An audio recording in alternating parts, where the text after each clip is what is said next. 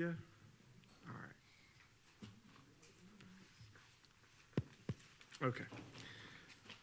All right, good evening, everybody.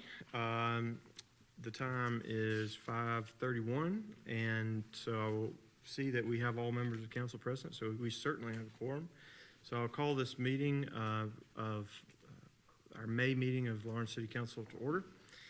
We'll begin tonight with the invocation led by Councilor Whitmire. I'll lead us in the Pledge of Allegiance, and then I'll give an update and some remarks. So please stand. Let us pray. Heavenly Father, thank you for allowing us to come together one more time in your name. Father God, we pray that everything we do, you get the praise, you get the glory, that we all can get on one accord, that we move in such a way that everybody will be blessed. And Father God, we pray also for this country and the leaders of this country. Continue to protect us as we travel through this thing we call life. In Jesus' name we pray. Amen. Amen. I pledge allegiance to the flag of the United States of America and to the republic for which it stands, one nation, under God, indivisible, with liberty and justice for all. Thank you. Please be seated. I was sharing with just a few members of council before we started that I have a rather robust set of remarks here just to inform you all of what's going on, but it's a good thing because it means we've been busy. So we'll begin tonight with just a reminder that the cleanup crackdown is going on. That started on April 1st, and it will continue until June 30th.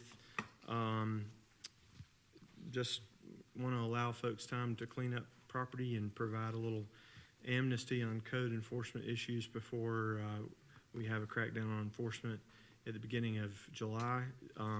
If you have any questions about that and whether there might be any enforcement issues on your property, feel free to reach out to us at City Hall. We're happy to help. I also just want to remind members of the public, including anybody here tonight, if they're interested, we are continuing to accept applications for positions on city boards and commissions. And if you have any questions about how to apply, you can look on the city's website and on the city's planning and development page to access information about that. I want to give just a quick update about what we've been working on and things that we have on the horizon. So this past Friday, May 15th, we had the dedication and reopening of our historic courthouse. First of all, I want to thank members of City Council for attending that and showing their support for this really important milestone in our city's history and our county's history. I also want to pay special tribute to Lawrence County, the government of Lawrence County specifically. Members of Lawrence County Council, I appreciate their leadership in supporting restoration of that very historic building. And I want to say a particular thank you to the members of City Council, or County Council, excuse me, who represent a piece of the city. Brown Patterson, Shirley Clark, and Jeff Carroll. Two of those individuals I mentioned, Brown Patterson and Jeff Carroll, have and are serving as chairman of the Lawrence County Council. And I think both of those gentlemen deserve credit for the leadership they showed in bringing that project to completion. Along those same lines, I want to thank on behalf of the city John Kamey, Thomas Higgs, former county administrators, and our current county administrator, Jerry Threed. It took a whole lot of work from a whole lot of people at the county to bring that project through. And there wasn't any certainty that it was going to happen. And I'll just be blunt about the fact that it took some political courage to see the wisdom in getting that done. But now I think we certainly have a project that we can all be proud of and is certainly a benefit to the city. I want to thank those members of county staff and city staff who worked together for plan reviews and all the accommodations that are necessary to arrange for the construction that went on for so long. And on that note, I want to recognize the businesses around the square who had to deal with the impact on their business caused by parking disruptions and uncertainty. And I know that was a lot to deal with, and a lot of sacrifice was made by those business owners. And that sacrifice shouldn't go unrecognized. But I'm happy to say we now have 20 extra parking spaces on the square. So I went and looked back at the paper from the 40s, and they were talking about parking even back then. So I don't know that we'll ever not have an issue with parking on the square. But if you hadn't been in a while and that was an issue, we graciously welcome you back and encourage you to support those businesses. I also want to say a thank you to the construction workers, not just for the work they did on the building, but I can't tell you the number of times I saw a lot of those guys and gals eating and drinking at local restaurants, supporting businesses on their lunch break, and that matters. In the midst of that hardship, they did bring a benefit to our community beyond just the work they did inside that building. We work towards economic vitality, and I see what we do here on council and what the county's done as sort of creating a petri dish that creates a growth environment where good growth can happen. And a lot of times what that looks like, we saw it with Backstreet Park in particular, is where we make an investment on the public side that creates an environment where private investment feels comfortable in investing in Lawrence. That it's very obvious that if we think enough of ourselves and our own community to invest in it, they can feel comfortable investing in here too. And I bring that up just simply to say that the benefit to our community is larger than just having a nice restored building. And I think the investment that the county has made, the decisions that Lawrence voters made in supporting the capital sales tax referendum will pay off for generations to come. So I want to thank the people of Lawrence County for supporting that. The city, this is not a city project. You know, they weren't running the decisions by the mayor. I didn't choose the copper gutters on the building. We tried to be supportive wherever we could. And the city made thousands of dollars worth of concessions on permitting fees to try to be a good partner, because at some point it's just sort of robbing Peter to pay Paul when the county's having to pay fees to the city. But this is a good example of what can happen when teamwork happens and we all work together for the good of the community. I also want to recognize and say thank you to all the other municipalities in the county who sent representatives, Mayor Randall from Clinton, members of the Clinton City Council, folks from all over the county. It would be very easy to look at this as just simply a project that solely helps the city of Lawrence. But I appreciate the support that we saw from all across the county.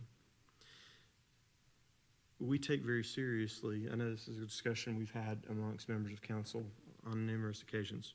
We take very seriously our role serving as the county seat, and we want to do a good job as members of this council in having a county seat that the entire county can be proud of. And it is just a pleasure to have that jewel in the crown in our downtown area that is going to enrich the whole city and our county as a whole. So, as part of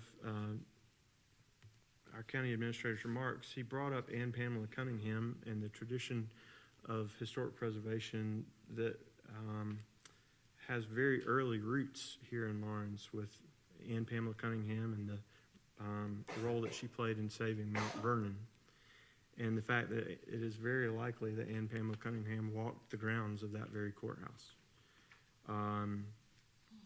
It was there when she lived. And as part of their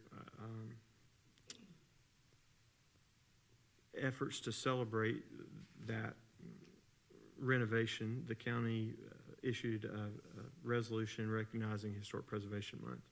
And so it is my pleasure to join with Main Street Lawrence and the county in recognizing May as Historic Preservation Month here in the city of Lawrence.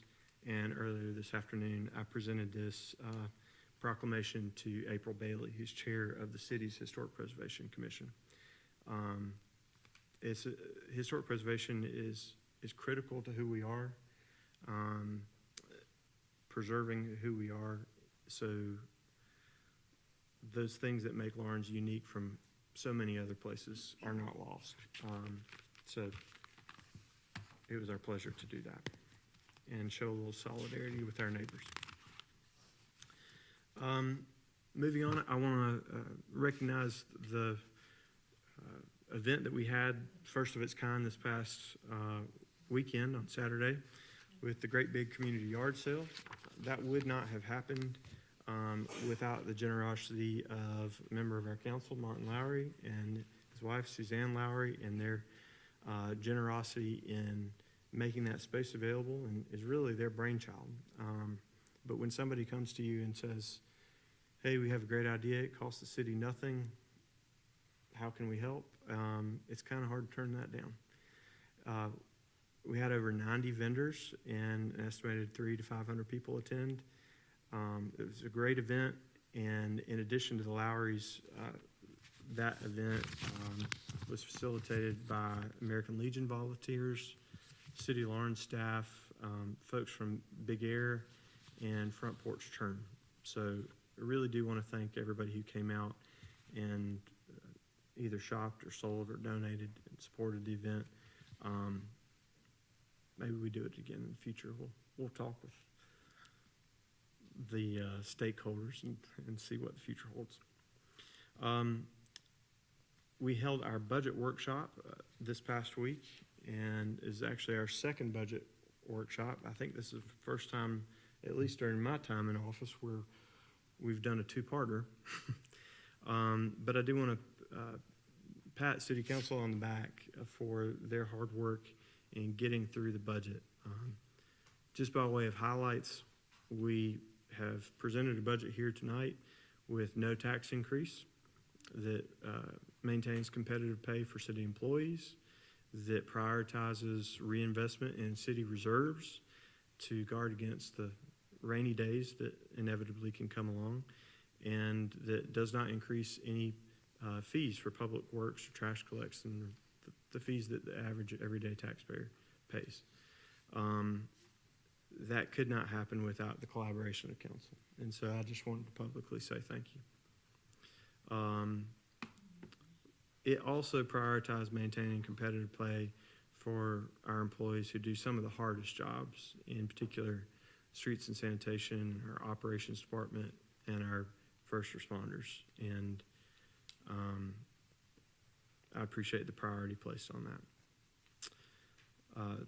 This morning we had members of City Council also attend an informational session led by Main Street, South Carolina, as a joint meeting between members of City Council and their board. I want to say that our city is committed to supporting local businesses and encouraging historic preservation and growing our local economy and improving the quality of life in our city and being good stewards of public funds. And whether we're talking about LCDC or the Chamber of Commerce or Main Street, there are any number of different organizations that we support that play a very important role in making all those things happen. But again, I want to pat City Council on the back, because it would be very easy to just sort of take a back seat and let the functions of those community organizations happen. But members showed a proactive approach to try to be responsible stewards of public resources, but also find a way to work together with community partners to support those priorities. So your city council is at work. 2 weeks ago, I believe, we also cut the ribbon on Pine Haven Towns, which is a new housing community, is a infill neighborhood that didn't require a massive expansion of city limits. It didn't include a massive investment in public utility resources. And it is a community that was designed with an awful lot of work from members of city staff and a lot of input from members of city council to build a community that we could be proud of and that would stand the test of time in terms of design. So I want to thank Veranda Homes for their work in actually working with us to build that community, and Lawrence Chamber for organizing that ribbon cutting. But it's nice to see plans to come together. And I want to applaud the work of everybody involved in making that come about. Looking forward, we have a lot going on. From June 12th to June 14th, we have our Juneteenth celebration. That will be hosted in coordination with the Lawrence Juneteenth Committee and the City of Lawrence. And they planned a multi-day event, which will begin Friday the 12th with the talent show that begins at 7.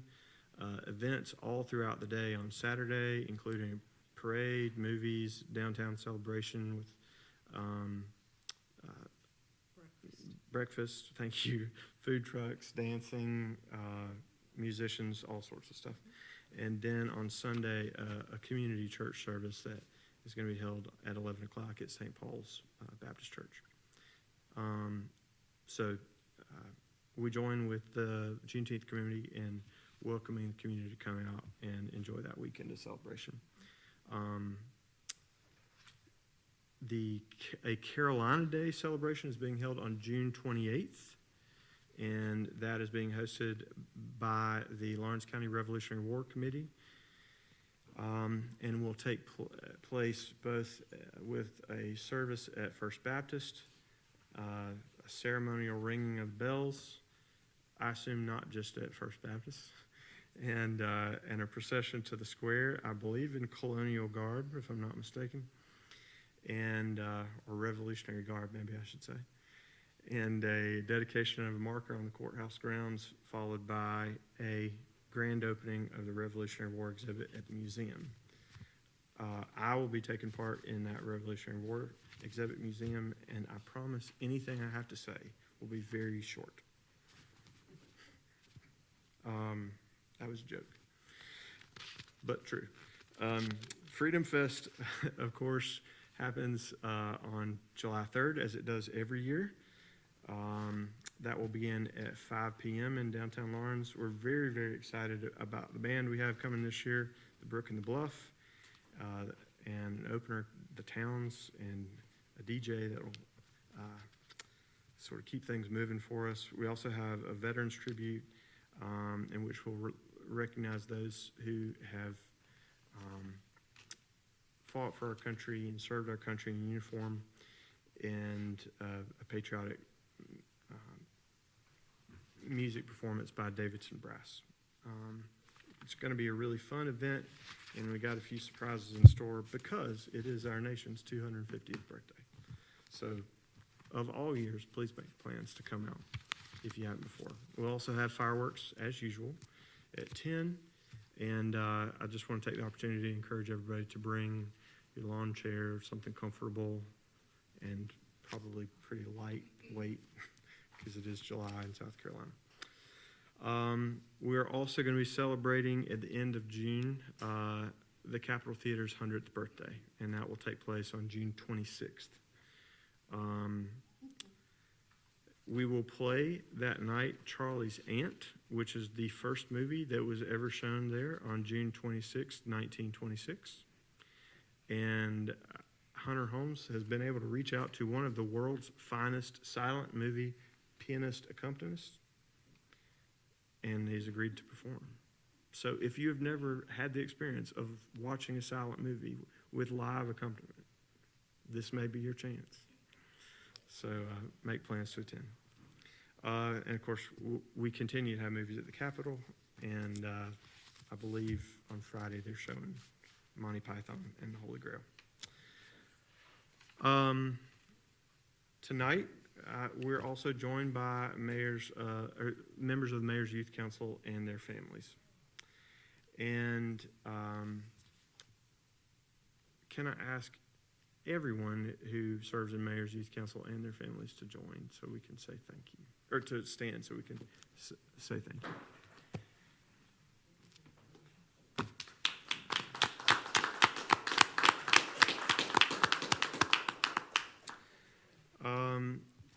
So y'all can sit down. And we're going to call them up in just a minute for some more pictures so you won't miss your shot. Throughout the year, the Mayor's Youth Council has done so much, and a lot of us on council and members of the public will have seen them volunteering at city events. And in that, they bring a lot of energy and vitality and humor to what we do.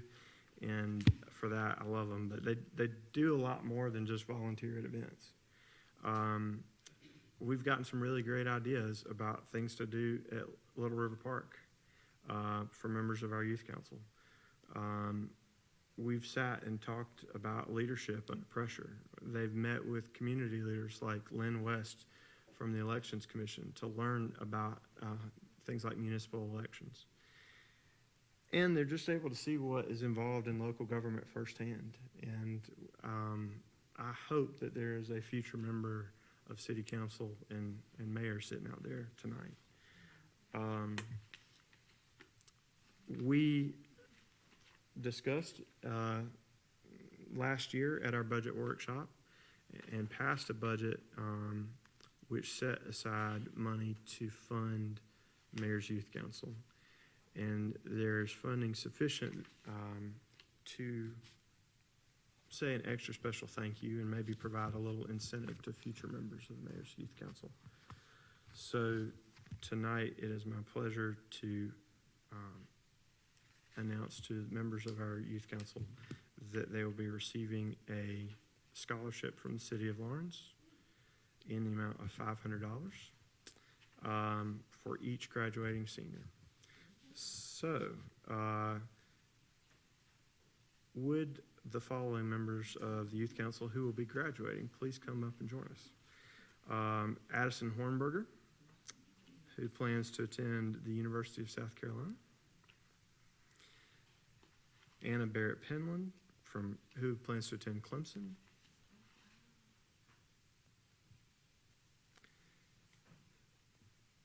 Dylan Eclavea. I don't believe Dylan's able to join us tonight. Jay Williams, she was not able to join us tonight, but she came by City Hall a little bit earlier. Mai Patel, who plans to attend Furman, and Natalie Marsh, who plans to attend Presbyterian College.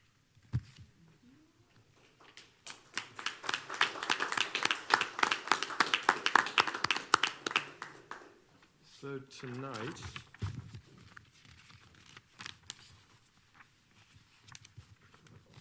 Ms. Marsh, we have a big check for you. Ms. Hornberger and Ms. Penland. Congratulations. Would y'all be willing to stand and take a picture of these checks? Y'all come front and center.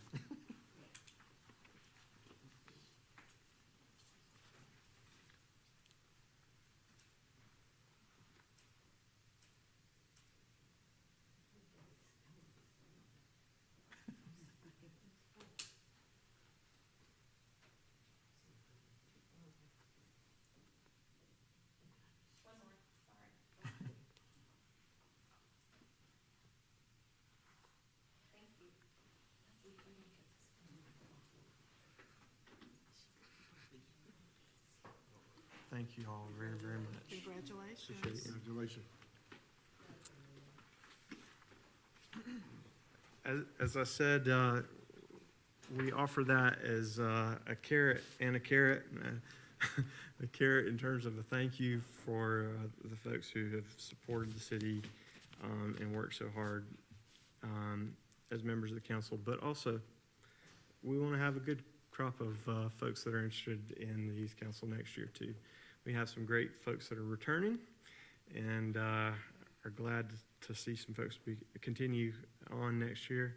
But we encourage anybody who's interested to reach out. There'll be nominations made by teachers and coaches and school staff to the city. So if you're interested in serving on Mayor's Youth Council, reach out to your teacher, principal, guidance counselor, art teacher, anybody in a position of authority at the school, and they can nominate you. So, now,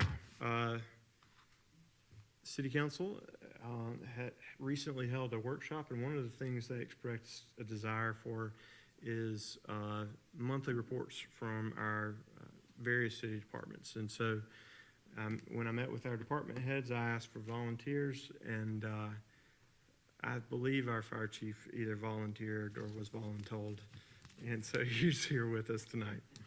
So I will welcome him forward. As he's doing that, I do want to make one special recognition. He was not able to be here with us tonight, but we want to recognize Senior Engineer DJ Jackson.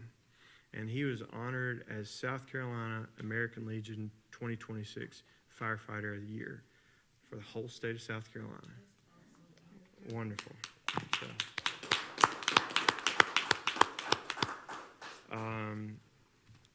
really good stuff going on. Really proud of DJ. He is a firecracker, and we're proud of him. But Chief, take it from there, please. Thank you, Mayor. Thank you, Council, for letting me come tell you a little bit about the fire. Our fire department is full staff. That's something we're proud of. The day-to-day functions are right on track. We have a current staffing of 6 per shift with 2 admin chiefs, and right now our volunteers are part-time.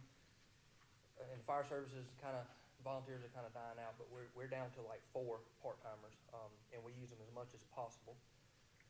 We're extremely busy. So far we have answered 764 alarms as of today. And I like to keep up with the statistics, to kind of see where we're gonna land. Looks like we're gonna be breaking the 2,000 mark. That's gonna be a first for the city alarms.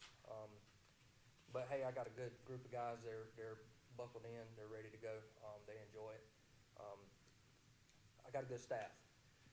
So we have been awarded the South Carolina Fire Safe Award for the last 3 years. That's something we're proud of.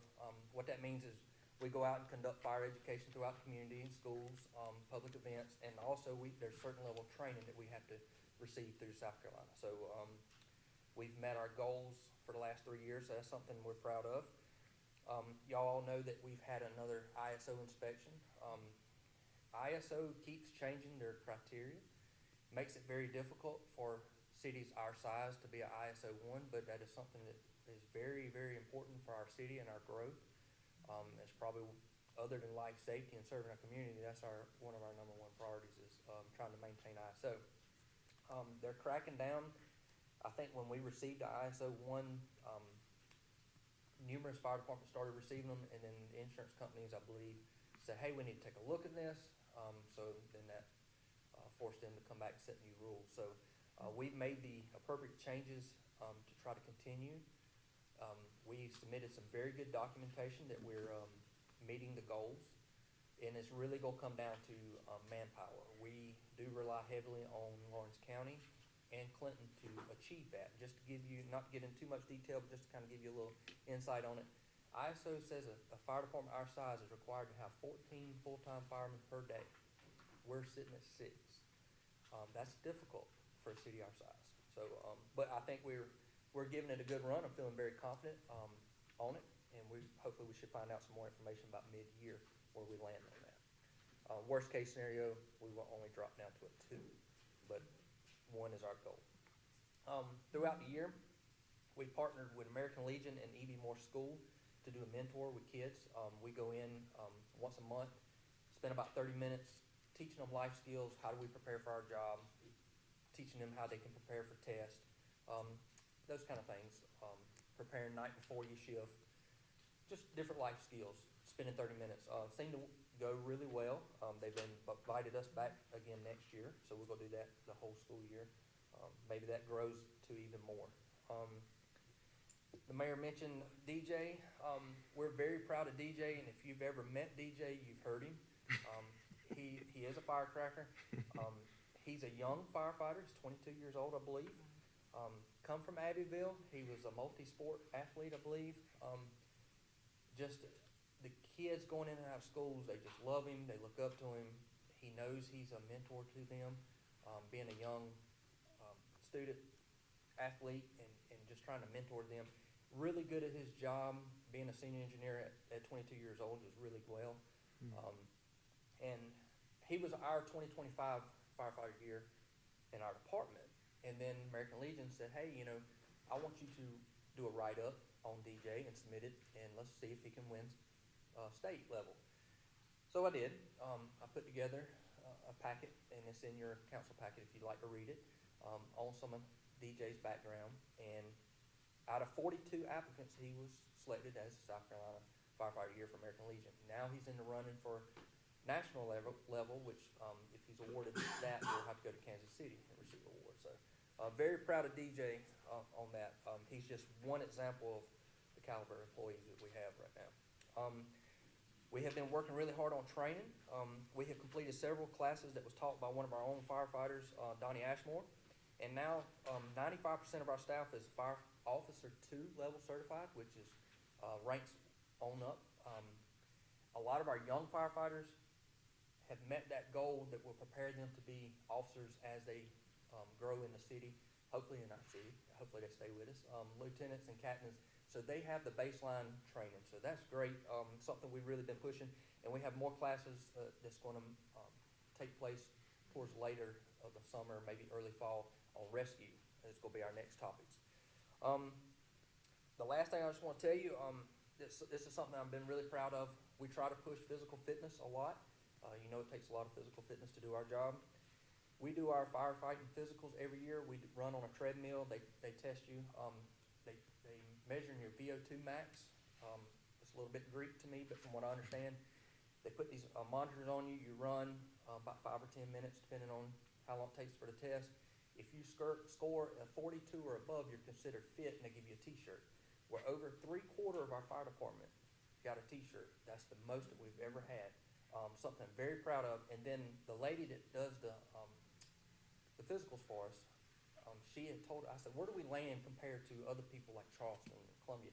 And she said, I'm gonna be honest with you, your department has really took it serious, and y'all rank top 5 out of the departments that they test, including Hilton Head, Charleston, Columbia, and stuff like that. So something we're proud of. That's something me and Assistant Chief Edwards have been really proud of. Just trying to make sure we're healthy and we can do our job. I did say that was going to be the last thing, but there's one more quick thing I just want to mention, and I'll get out of your way. We have a lot of growth going, as y'all know, which keeps our fire marshal very busy. So I just want to give kudos to Assistant Chief Edwards for the work he has done. We have run into different problems and issues, and it gets stressful sometimes, but I appreciate the fact that he was able to dig into code and really reach some good agreements to try to help these businesses to keep moving forward, and that's our goal. So very proud of my department. So. Thank you, Chief. Council, do you have any questions for the chief? You know, council, y'all been riding with them. You know, we have the plaque on the side of the truck, so that's kind of been a spotlight. A lot of people take notes of that. So fire truck's working really well. Appreciate that. And it was a very good, I said this before, very good turnout for the dedication of the fire truck. Yes. And I appreciate you. I have one question though, as far as ISO rating. Yes. Because we have always maintained one, and I see everything changes. So what are we doing to get to that? Yes, ma'am. So, you know, we have extended our district lines. We had that meeting maybe a couple years ago to include Clinton. So that was one big change that we've done. They're really on us about making sure the ladder truck responds to every call So now we have it staffed. We're at 2 people per truck, so 2 people on each engine and 2 people on the ladder truck. So it's operating, and we have a smaller ladder truck that we're able to use like an engine instead of taking the big truck everywhere that's gonna cost more money to respond all the time. And so basically, it's like we're having 3 engine companies, but ISO looks at it as a ladder truck. So that's one change that we just made.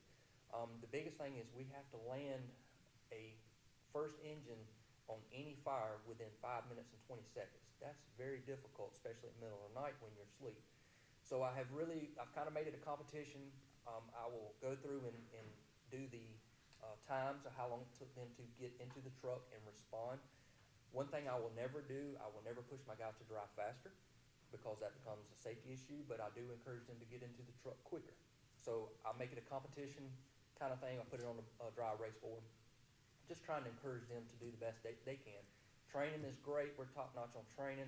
Our water is looking really good. CPW's made some changes. And unfortunately, we wasn't able to put that data into what they collected. But hopefully we have enough data with the previous water system that we should land a 1. So we're doing everything possible. The only thing that's left to do is to keep throwing money at manpower. And that's difficult. So, Thank you. yes, ma'am.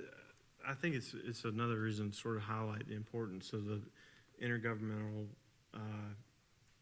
relationships and agreements that we have, because there are people in the county who are covered in our service territory area that get the benefit of the ISO 1, but the flip side of that coin is we wouldn't be able to have the ISO 1 if we didn't have the cooperation and be able to count some of those county firefighters towards our numbers. So the rising tide lifts all ships, right?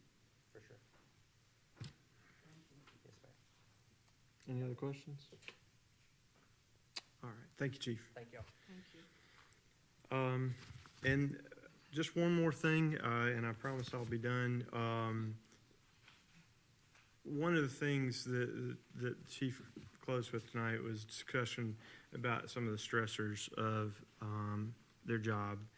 And I can say that this is true not only of our first responders in the police and fire department, but members of city council, city staff in nearly any department, that particularly those that deal with the public. Public service is not what it used to be. This is not a spectator sport. There's a lot of bruises that come from the work that we do, and particularly when we're dealing with the things that our first responders see and experience.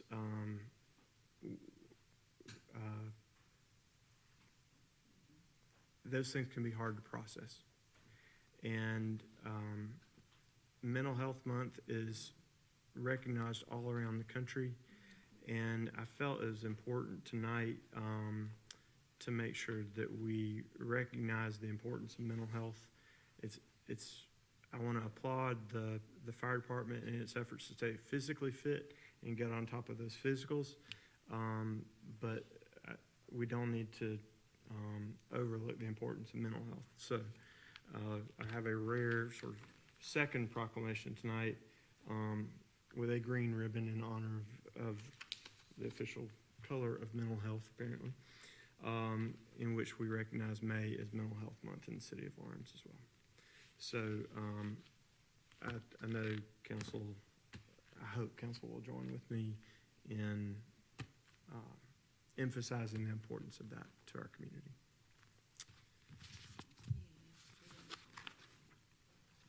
Those are all the remarks I have. I appreciate your patience, but I hope you got the idea. We got a lot going on and a lot of good stuff. Okay, moving on. First item we have before us is our public comment period. Don't believe anybody has signed up for that, so we'll move on to the second item, which is our consent agenda. We only have 2 items there: approval of tonight's agenda and approval of minutes from our meeting on April 21st. Do I hear any motions concerning the consent agenda? And thank you all for joining us.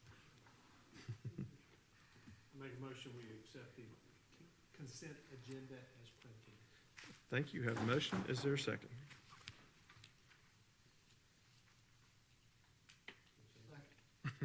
Okay, we have a motion and a second. If there is no discussion, all those in favor of approval of the consent agenda, please indicate by saying aye. Any opposed? No. And those items are approved. Now, moving on to the old business before us tonight, we have second reading of ordinance 4-26-1, an ordinance to amend our zoning ordinance and rezone 1025 West Main Street from neighborhood commercial to suburban. This was brought before City Council upon the recommendation of the Planning Commission, and it passed on first reading. So it is now before us for second reading. Do I hear any motions concerning this ordinance? I'll make a motion that we approve ordinance 4-2601, rezoning the district. Thank you, Councilor Bolt. Do we have a second? We have a second from Ms. Miller. With motion and a second, is there any discussion? It is, I got some questions. Ms. Sullivan? Cause I, approved it last time, but I wanted to make some clarity about exactly, for this rezoning area.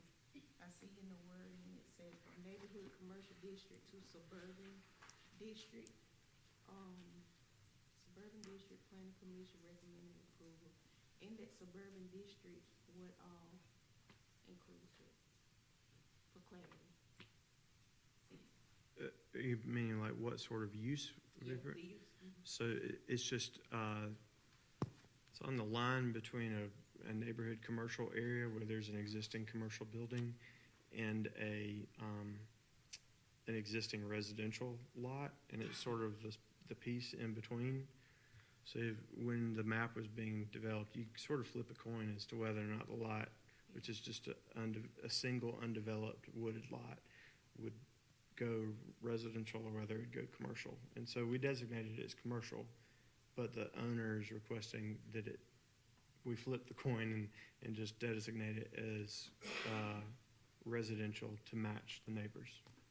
Yeah, cause it's in between the house and the district, no, It- the whole district. It's between a house and a realty office.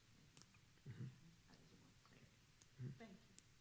It's just a single lot, though. I mean, we're not talking about a subdivision or anything. It's just just room for a single family home. Does that answer your question? Okay. Any further discussion or questions? All right. I'll call the question. All those in favor of approval of ordinance 4-26-1 on second reading, please indicate by saying aye. Any opposed, no. And the ordinance is approved. Thank you, council. All righty. Moving on to new business. We have ordinance 5-26-1, this year's budget, which would provide a budget for the fiscal year beginning July 1st, 2026, and continue until June 30th, 2027. Do I hear any motions concerning the budget?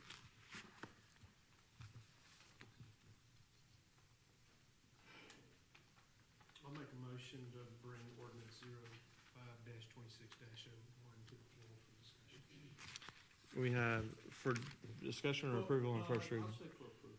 Okay, just wanted to clarify. All right, so we have a motion. Is there a second? All right, we have a motion and a second. Is there any discussion? Yes. Okay. I believe I heard Ms. Miller first, no, Ms. Sullivan? Okay, yeah, let me.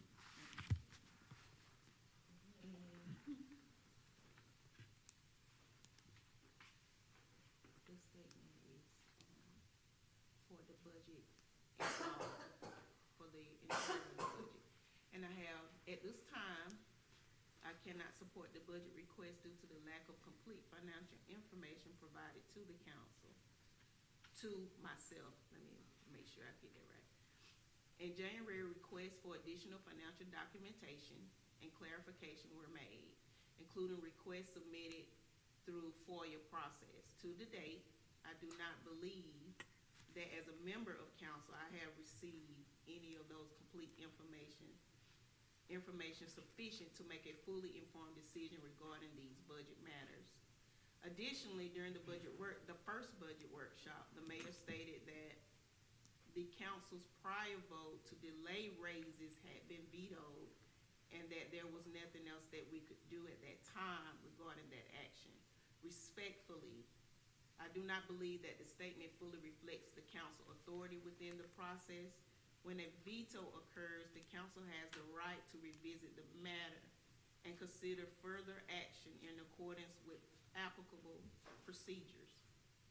It is also important that council members receive proper notification and supporting information concerning when such action took in place and a way we may appropriately respond and fulfill our duties as elected officials.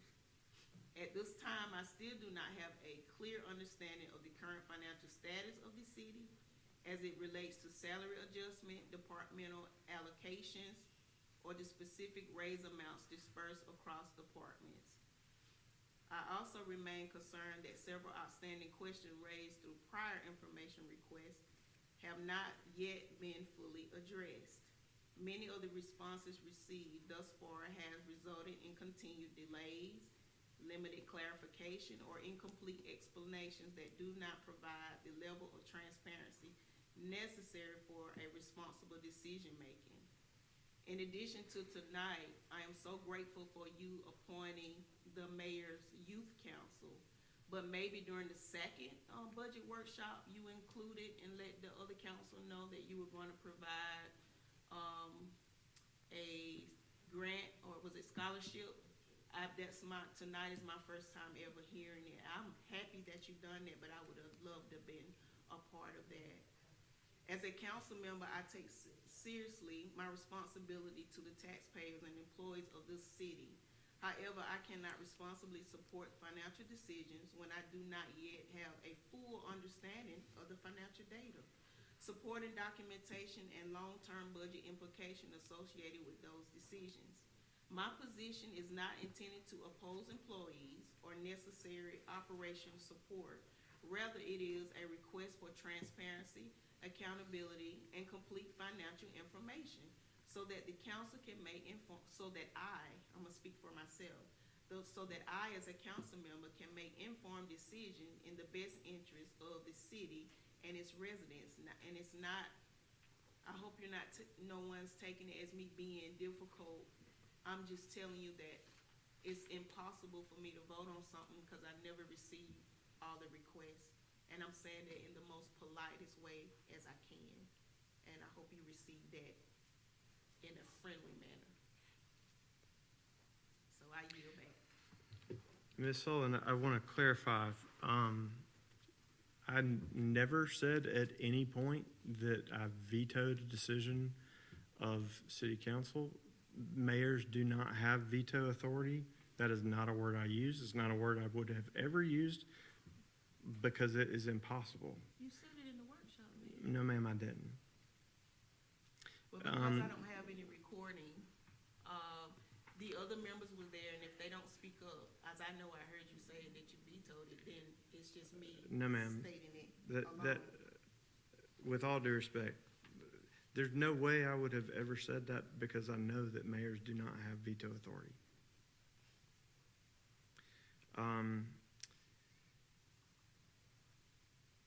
With respect to the point you raised about scholarship, we did actually, in fact, discuss that. You did, okay. So I'm sorry you don't feel like you had the information that you needed. I'm sorry you weren't able to join us for the second workshop. But thank you for your comments.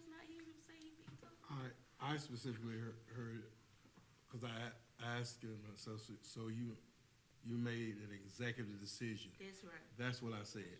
Yes, and that in fact overrides what we- us. You did, so that's. So the you same- did state that, you Exactly. as executive decision, that's Well- what that was uttered. I would admit to having made an executive decision subject to my authority under state law as the chief executive official per the statute that gives me authority to hire and fire employees and set salaries. That is the function in our form of government of the mayor and not council. But I 100% agree with you. Yes, I did say that. I did not and would not have ever used the word veto because mayors don't have that authority in South Carolina. Okay, But Thus, thank you for that clarification. the city council have to approve the budget. Is that correct? The city council would have to approve the budget. Well, yes, city council approves the budget. Mhm. Just want, so, and let me take a little step further. So, for instance, if the budget is not approved tonight, and you're just making an executive decision, when will you inform us that you made an executive decision to move forward with what we did not recommend or vote for? you can't. I'm not, that So is let me take it back. presumes a hypothetical that Let's is go back. not accurate. So when, in the workshop, when you stated that you made an executive decision, that was my first time hearing that. Or noting that that's what you done, you went ahead and gave the raises Mhm. to the, right, Because within the budget, which was already approved by city council, we had the money on hand to be able to do that.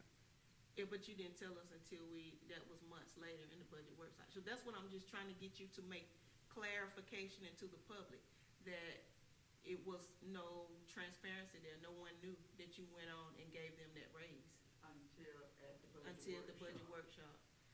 And also, as far as hiring is concerned, who do the city council hire? Only 3 positions, Ms. Miller. That would be the city administrator, if a city administrator is appointed, the city attorney, and the city clerk. So have we hired a city administrator? No, ma'am. That position as a position is not filled. But the person that's active in that position, receive, across the board increase,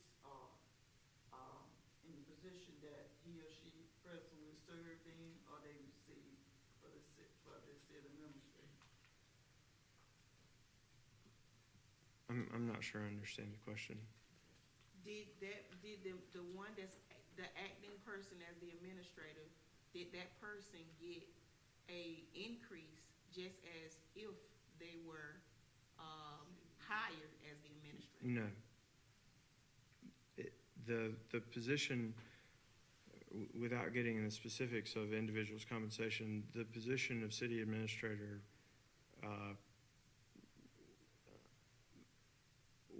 under the previous administrator was earning significantly more. But do you see that we should So- not be asking you this and we're getting ready to vote on something? Do you see how backwards this is? And also, With as all- far as what we had requested back with the Archer study, but we never did receive that information, but you went on and did it rather than informing us prior to.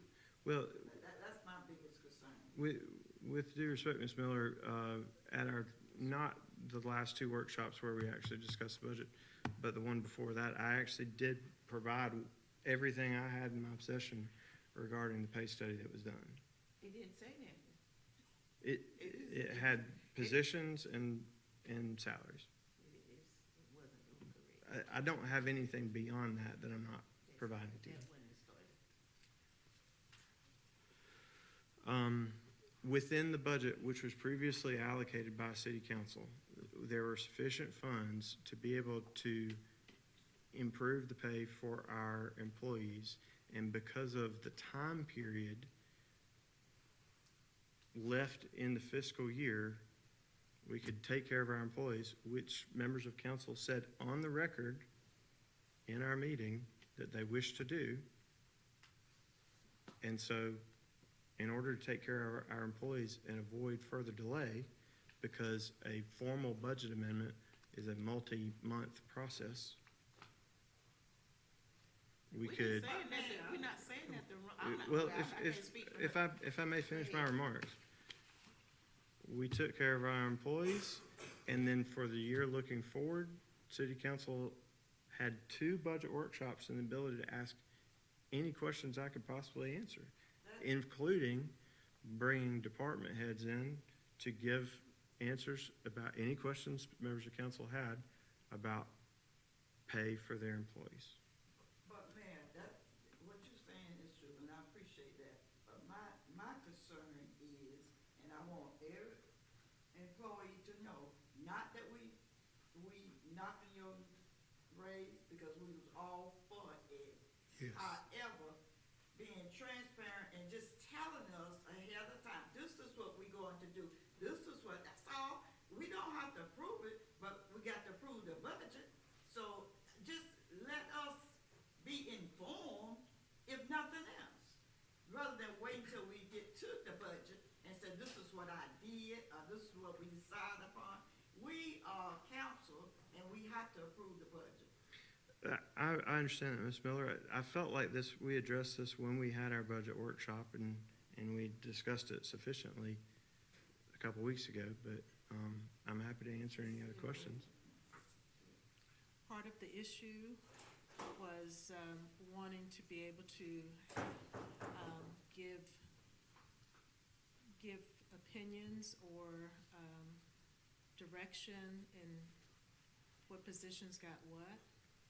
Well, with all due respect, Ms. Kimball, that is a function of the executive, not the legislative. I mean, there are some things that it is within my authority to allocate. And this is by specifically by state statute. That is one of them. I'm not saying that one thing, I'm gonna go ahead.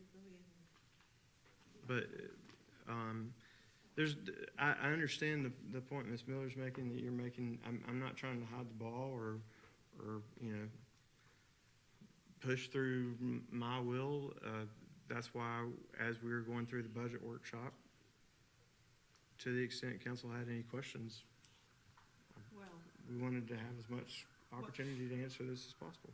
while we're being transparent, one of my comments as it related to streets and sanitation was that I didn't believe that it was as robust as it could have been as related to the other increases for the other departments. I understand that, Ms. Campbell, but if you recall, I believe Mr. Lowry brought up a point that the increase in pay for that department was roughly 15%. Which is a significant increase. But that's not impressive, given the fact that we knew that it was sorely under what they should have been earning in the first place. If streets and sanitation isn't working, nothing in the city will work. Yes, ma'am. So the salaries were set at the direction with the coordination and after numerous discussions with the streets and sanitation department head. There was no salary I set that was different from what he recommended. You know, supposed to, that's, when we receive the information, but we don't have it, that's how we review it and say, okay, A, B, and C, but we never receive it. But Ms. Sullivan, I'm saying this with as much respect as I can possibly say it. The function of city council is not to set individual salaries of individual employees. I know That is not the role of But city our council. role is to approve a budget, Mayor, and you cannot deflect by stating that that is not part of our fiduciary duty. I'm not You're deflecting at all. You're deflecting, you are. No, You're ma'am. deflecting. Mayor, I guess I am antiquated, and I think everybody knows this. But as being a part of a council, especially Lawrence City Council, don't know what I've been a part of. I guess this is the 21st century. And I guess we got to adjust to change, which is hard. I accept changes when it's for the best, but it's hard as the process to accept for me, because we have always been actively informed. Transparency is the word that we're using now. We always have worked together in agreement and whatever. Even in the past, department heads, we work with them for capital improvement, whatever they want to recommend. But when we get the budget, it's already set. You all have already done everything. We discuss whatever line item by line. I appreciate that. But I feel like to be a part, just coming here to approve the budget, because we went over, we had 2 budget workshops. It's hard for me to, it's a bill of bill in this one. That's all. Can I, the gentleman that you, came up from Municipal Association and taught that workshop initially, Mr. Wolf. Mr. Wolf, it was very informative and enlightening, because some of the things that he talked about, again, we have to become students, no doubt about that. But he did some of the things that you talked about, being able to appoint a city administrator, city attorney, city clerk. I thought he mentioned judge. Maybe I didn't. He did. I thought he did. It's, Right, I thought he did. yeah. But I want to make sure that the public is clear on this. We want our city employees paid. That is not up for discussion on that. That's clear. It's the formality. It's the procedure. Based on the workshop that we had, that it gave us the impression and confirmation that we have the authority to approve the budget, even after you made an executive executive decision. Mhm. We still would have to approve it. Yes, sir. Again, I don't have any problem with our city employees getting paid. It is the method for which they got paid and how we felt like we was out in left field. I heard about two workshops, get it. And I know we're trying to get this done before the fiscal year. Yes, I get that too. But we got to have some clarity, and we can always have a call meeting to make sure that everything is clear. And I see your position. Fiscal year getting ready to change over, I get that. Mhm. But let's not rush when you got people that have concerns. And I know you said it should have been raised early. There's a lot of things that should have been done differently. Yeah, when you're not receiving capital improvement and we paying $168,000 for, a ban on the 4th of July, what is that about? That's not true. Okay, well, I don't have the numbers to support it, so. We just looking for community equity, and we want to make sure that, and I know that your job is not easy. I know that, it's very difficult. And you got some proponents out there that say this and that, but we're not incompetent as one may have perceived to be. We're astute. I just want to make sure that we all on the same page, and taking an extra week or two is not gonna put us in a bad position, but give us more clarity, in my opinion, speaking from my perspective. And I yield.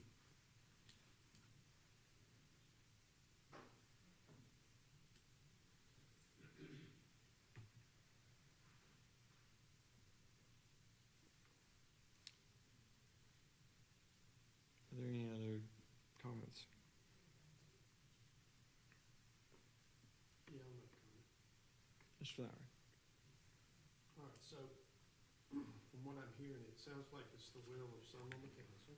I'm not speaking for you, I'm just saying what it appears in my eyes, that some on the council want data on what everybody makes and how much they raise that. Pretty clear to me that's what's desired. What's wrong with that, Mr. Lyons? I'm speaking, I'm just asking, I'm speaking. But I'll speak to that. yeah, cause Ms. Because Sullivan, that if is you would, not, please. that is not the purview of council. it's not, Council's job, and you've gone through the training that's provided by the municipal association, which everybody on here has. We are a council of ordinances and laws, policies, and procedures. But part of it is not to overstep the bounds of our we are like the legislature. Nathan is like, he is the executive. It's kind of like, you don't, the county council doesn't set the salaries of the employees that work for the county. The state legislature does not set the salaries of the head of SLED or DHEC or any of those departments. At the federal level, same. I'm not sure why at the city level that we think that the rules are different, because the rules are set by state statute. We're talking about the state law. And we are able to give raises. We are able to set a budget that gives those raises, and we've done that. do you know what it is? Can I finish Sullivan. talking? Yes, go ahead. Again, we've sat through, most of us have sat through the budget workshop. Most of us. And we talked about the raises, we went through, we asked the questions of every department head about how they felt about the raises and their employees. And every single one of them said the same thing. They were okay. So I'm not sure if I'm hearing it right that that some are gonna vote to delay passing first reading. I'm not sure what the solution is, because as far as the state law is concerned, the solution, if you think the solution is to get copies of what everybody makes, that's not gonna happen. Do you know? Ms. Sullivan, you have I'm been not gonna asked, again, Mr. excuse me. Mayor, point of Yeah, order, I'm, please. one moment, I was in the middle of addressing the issue. Mr. Lowry's asked you on 3 different occasions to please refrain from making comments interrupting him. If he were doing the same thing to you, I would call him out of order. If you would please show him the courtesy to be able to complete whatever his remarks are. If you would like to respond, I would be glad to recognize you. But we need to be fair Yes, sir, and respectful. gotcha. Thank you. Mr. Lowry. We certainly have the power as a council of the purse string. That's one of our powers that's entrusted to us, is that we can make adjustments to the budget as we see fit. When it comes to administering the budget as we pass it, that is the job of the executive, which is the mayor. That's the way we're set up. And that's the way it works. So, if there was problems with the amount of money set aside for each department, for salaries and all that, that was something that we probably should have discussed further in the budget workshop if you were there. If you weren't there, you probably couldn't talk about it. So, that's all I have to say. Can I? Thank you, Mr. Lowry. Ms. Sullivan. I was just asking you if I could talk back to him. Yes, ma'am. Okay. Mr. Lyers, If, under proper procedure, if you'd like, it's probably best to direct this decision to the chair. And I'd be happy to recognize Mr. Lowry if he would like to respond okay, to any questions that you have. okay. Can I talk to Mr. Lyers then? Proper procedure would be, if you have a question, direct those questions to the chair. Okay, And if you have a question, I will First. recognize Mr. Lowry. okay, first I want to make sure, I apologize if I offended him in any way. First, I wanna say that, cause I don't want him to feel like I'm saying something ugly or whatever is going on. But the question is, I don't don't think he understand what I'm asking. I was really wanting to know the specific amount of each department that received, how much raise increase did they each get? And that's, what's wrong with asking it and knowing it? How can you vote on something if you don't know? May I answer that? Yes. Ms. Sullivan, I can point you to the emails and text messages over the course of weeks where I specifically offered to share that exact information with you, and I never got a response from you. Okay, so you answer my question in saying that there's nothing wrong with knowing the information. That's just all I wanted you to say. That's correct. But I don't have a text message from you or an Miss- email about specific information. And I think that we utilize a tool called executive session when we're talking about stuff like that. And I recall a time when I requested it, but it was after the fact the budget was already set. That is what you stated on the record. Ms. Sullivan, if I may, I think But that's okay. there seems to be some confusion here. No, I got And my I understand where the concerns are coming from that the members of council have expressed here. As I said, I thought that there had been enough conversation at the budget workshop where those had been resolved. I'm a little bit surprised to hear that raised again here. But council's role is not to council role is to approve if the I budget. can finish my remarks, Okay, go please, Ms. ahead. Sullivan. Council's role is not to specifically direct me in my duties as mayor, but to provide the resources and appropriate a budget at a high level that sets priorities and provides the resources that are needed to carry out the functions of city government.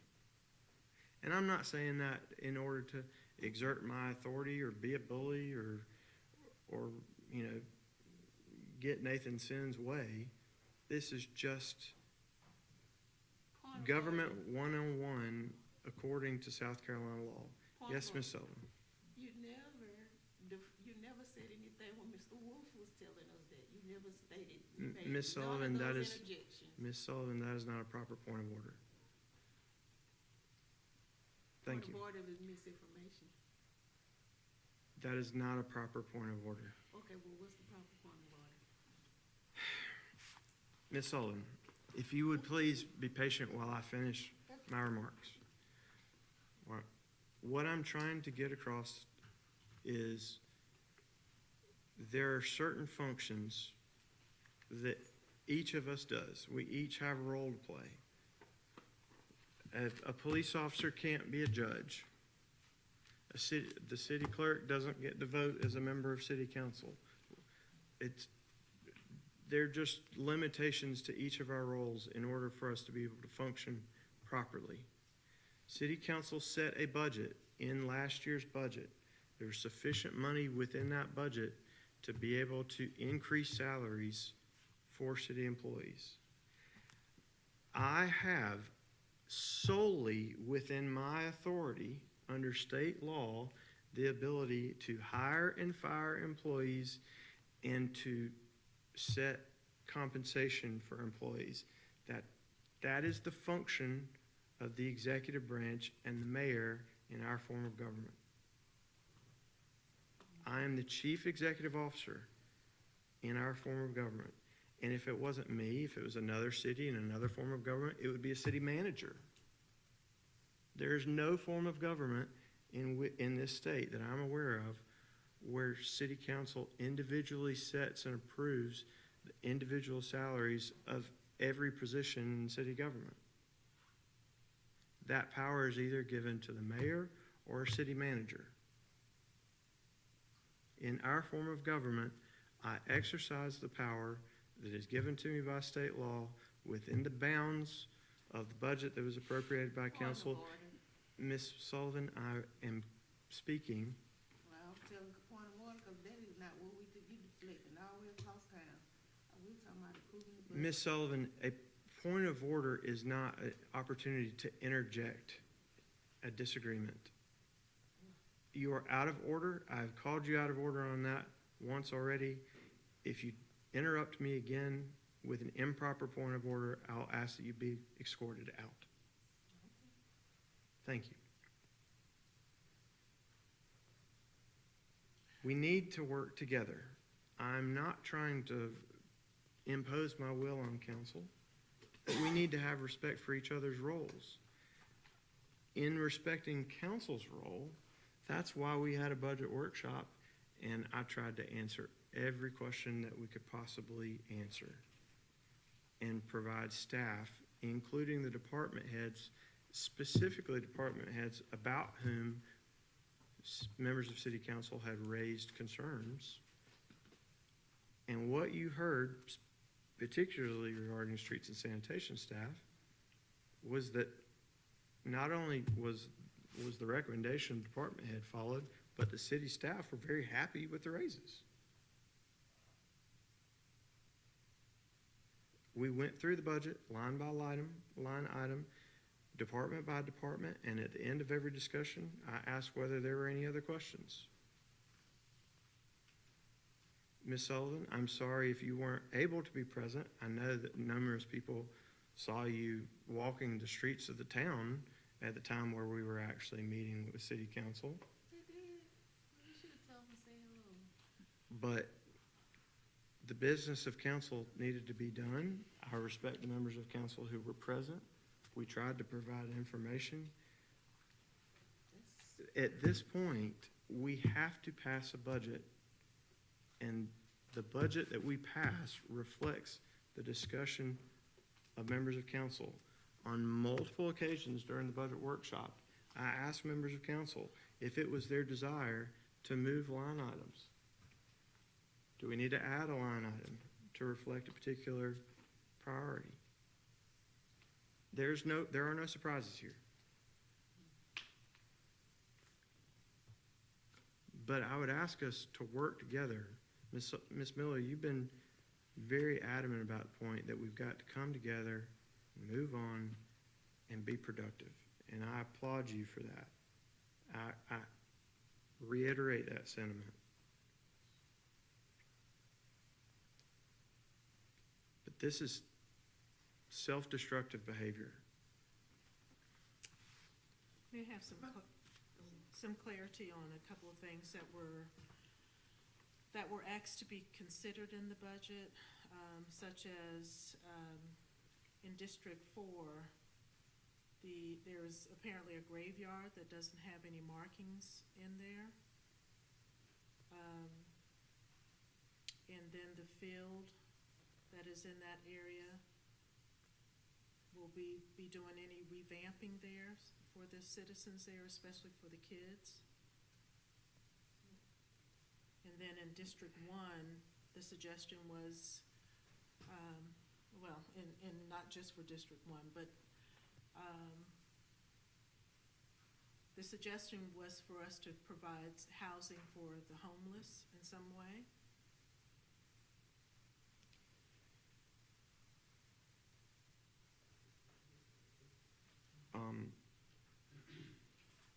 I don't recall any discussion at the workshop about a graveyard. I know that there was a request about a historical. Okay, I'm sorry. Referencing that. In the ball field, I didn't. I specifically remember saying we had no problem funding the historical marker. There was money in the budget for that. You referenced that. Yeah. The ball field did come, we did talk about the ball field, upgrading that particular ball field so it could be safe for the kids to play on, and having a particular collaboration. Mr. Whitmire, if you recall, there's a significant amount of discussion about the limits of what the city can do to improve private property, and we do not own that ball field. Well, again, that's that could be an opportunity to do a collaboration with the district, because there's a real good, strong opportunity. Certainly. So, one of the things I brought to the attention of council was when requests were made by various members of council to provide funding for blight remediation projects and neighborhood revitalization projects, rather than just offhandedly saying, I'm sorry, we don't have money for that, we actually set up meetings with Upper Savannah Council of Government representatives. We specifically talked about playground improvement projects, and I specifically informed council at our budget workshop that we believe that there'd be funding available for it, and if we were able to get that funding allocated to us, that we'd proceed with it. And we, for the first time in our city budget, created a specific contingent restricted funds fund to be able to address that. So that issue absolutely was addressed on point. Okay, What, I do remember that.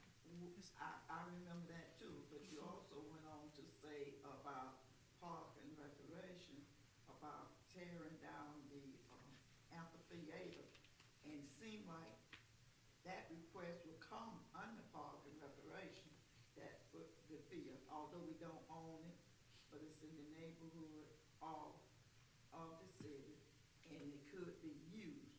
So this is what I've been thinking all along, even with the homeless shelter. And I think I said this to you, to collaborate with the county, to collaborate with the school district, and to collaborate with our park and recreation.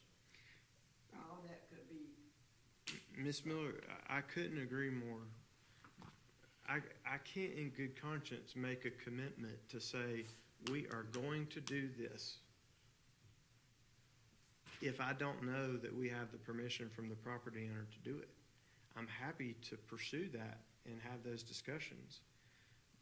But, and I'm not digging at anybody by saying this, but there needs to be a serious discussion among members of council about timelines for submitting these requests.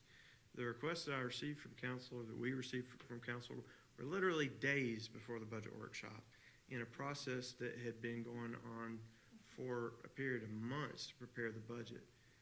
I would suggest that we need to set a timeline for those sort of budget requests around the end of the prior year, so that there's enough time to do the homework that we need to do.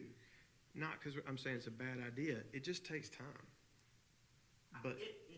But I'll commit to you to pursuing conversations, talking to property owners, and if it's something where there's agreement on both sides and we have the resources to be able to do it, of course. May I ask a question? Yes, ma'am. She submitted you a pilot. A pilot is like something that you, like a trial. So that don't even require funding, it requires in-kind support. So that let me know it was never read. No, Ms. Sullivan, I got numerous requests from members of council in amounts anywhere from $100,000 to, I believe, $250,000. Yes. The feasibility of the costs that are being proposed, the sources of funding that might be available, the restrictions on where that funding might come from, all that stuff takes time. And we're not talking days. I realize that, Mayor. Here we go again. If we had known that you all had started working on the budget back in February or January, February, we could have submitted this stuff to you all in time and fashion. We did not know.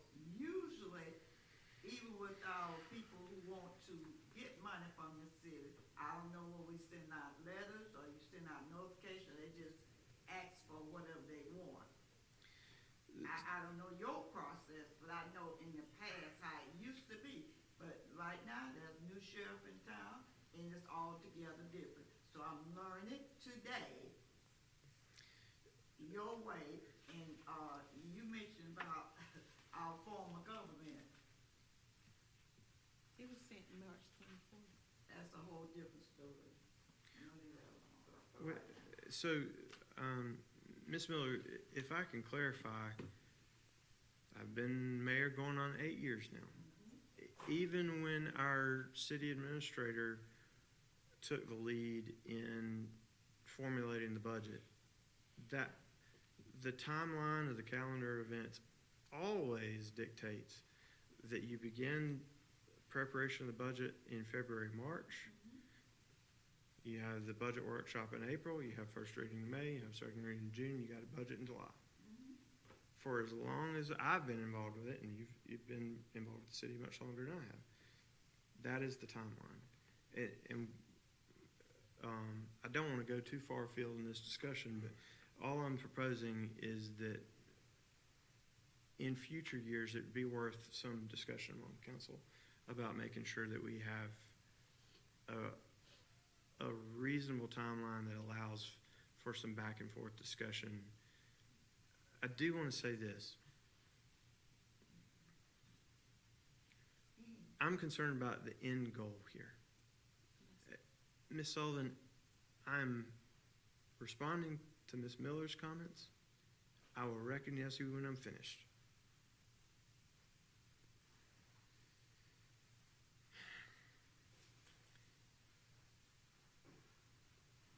I understand the concerns about process.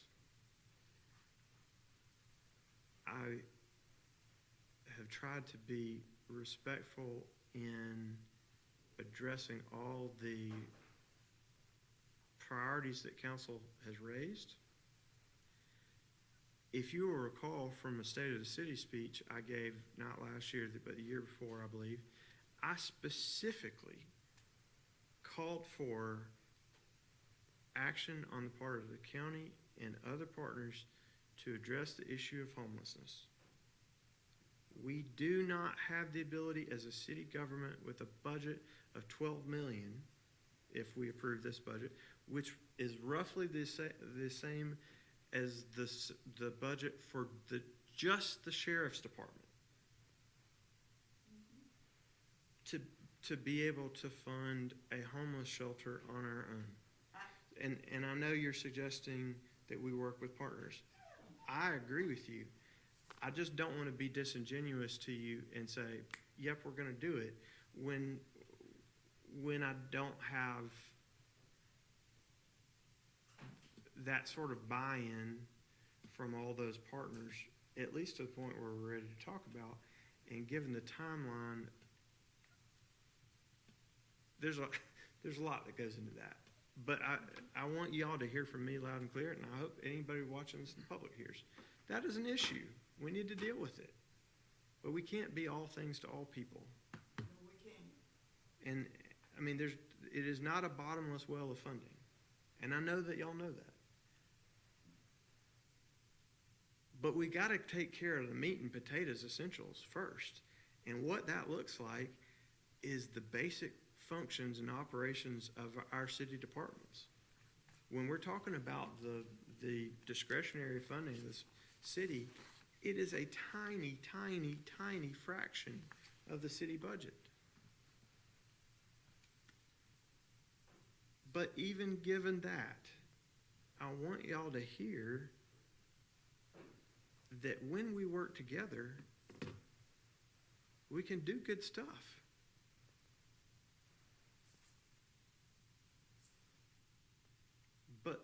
But we also can't have a situation where city council and the mayor are battling each other in the exercise of authorities that are given to the executive. But to the extent members of council want additional information, I'm happy to provide it, which is why we had the budget workshops. Ms. Sullivan, you have been very vocal and expressive. I'm happy to recognize you, but I do want to make clear that you must be present to win. If you would like information, you have to actually show up to the meetings and ask the questions. Other members of council did, and I applaud them for it.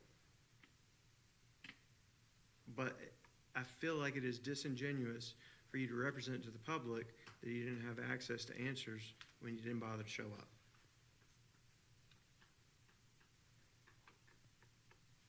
Can I respond? Yes, ma'am. So I did respond. I did show up to the first meeting. I was unaware that it was a second budget workshop. I got a text message, maybe the night before. Second, there's nothing wrong with earmarking. I think somebody tired out there. There's nothing wrong with earmarking funding for districts. You say it takes time to work for stuff, but you can still earmark allocations or request in-kind services that somebody's requesting for. We don't give capital improvements for our district.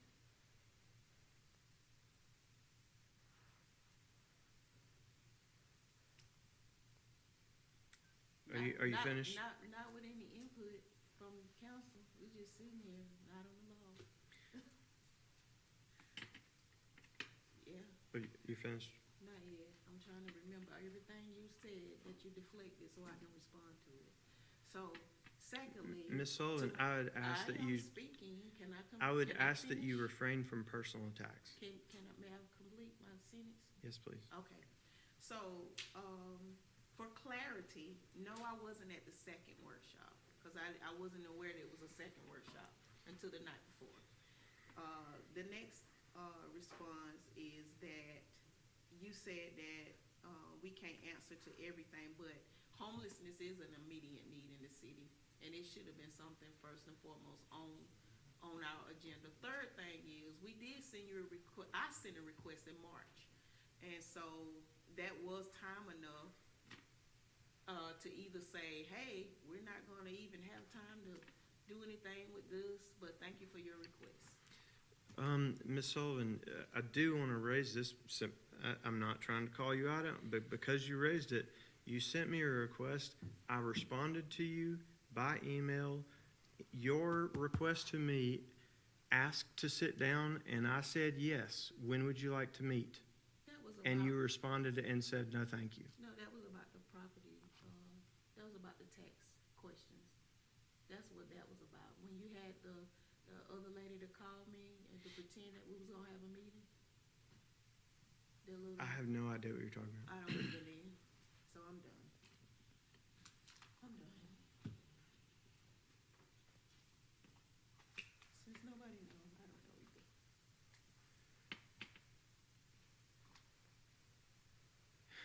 Mayor, Mr. Whitman. I don't want the public, the media, to think that we're incompetent. I've used that word twice, and I know it can easily be misconstrued or interpreted. We all pretty astute individual, educated. I'm a neophyte, so I'm still learning the process. These personal attacks or these personal throws at each other on both sides. I'm sitting here listening to it. I mean, we are, and people get frustrated, and things are said that maybe shouldn't be. Civility, I think we talked about that before. That was part of our training, civility. We both agree, we can all agree that there's some things said to each other in not so nice ways. I mean, we can agree. I just want to be part of the solution. If there's no clarity, I know that the fiscal year is getting ready to end, one getting ready to begin. But if there's some uncertainties, with a little patience and a couple of weeks of just actually hashing out. I know you said we had a budget workshop. Get it. I get it. But there are some concerns that they already brought up, that we brought up. And taking a little extra time is not going to crash the car. if we go ahead and see how we can get this addressed. Miss Campbell, she has a pilot, I don't know, I'm sure you read it, but she has a pilot that I thought was pretty interesting about safety control. And I read it, and it's comprehensive, and it's inclusive of all districts. That I think it could be done. But again, you are the executive, and you make the decision, but I know ultimately we have to approve a budget, and we want to be financial responsible and good stewards. So I don't want it to be conveyed to the public and written in a way that we are not competent and that we're incompetent. Because that's what I've been picking up, that some things can easily be misconstrued as that we don't know what we're doing. And I don't like that. I think we should work as a team, yeah. But if we got a difference in opinion, let's try to hash it out. And I know that was the perfect place to hash it out would be the budget workshop, but let's deal with it now. That's what I just wanted to put my 2 cents worth in, and I'll yield that. Mr. Whitmire, if I can, I'd like to ask for some clarification on your comments.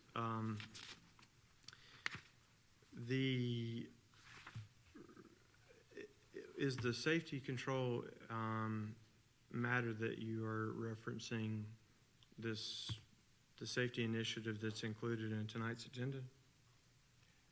Is that part of the pilot? Yes, it's in the agenda. So the request was made for discussion. It was added to discussion. There's already discussion that I have had.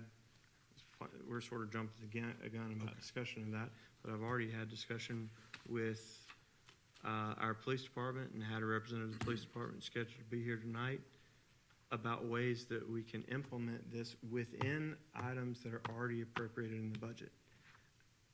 And maybe that's an important point to raise, because I think there may be some confusion, given what Ms. Sullivan said, about some sort of lack of specific funding for a particular ward.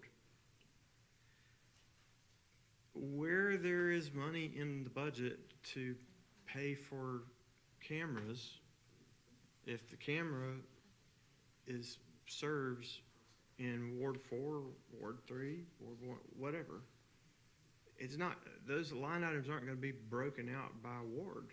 If there's improvement to parks, it's not broken out by ward. It's just, it is encompassing the improvements to all parks. But that doesn't mean that Ward 4 isn't going to get some love and Ward 3 isn't going to get some love, or it's just not the way we have ever budgeted in this city. The line items that we have in this budget reflect the line items that were entered in Harris, which is the system we use to do our budgeting and coding. And those are largely in things that we inherited from when Gary Coleman was administrator and probably before that. But just because there isn't an asterisk beside a particular line item that says it's going in this ward doesn't mean that there aren't going to be improvements in that part of the city. I am mayor of every part of this city. I know y'all care about y'all's wards, and all of you care about the whole city. But I don't know how to be any more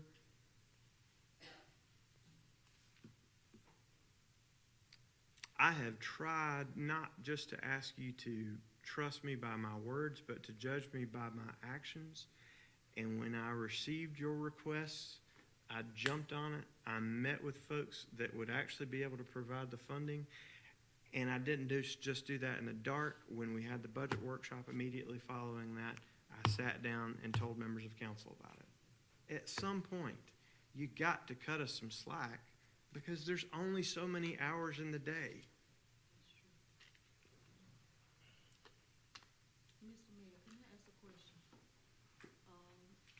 How much do we set aside for the facade grants for small businesses?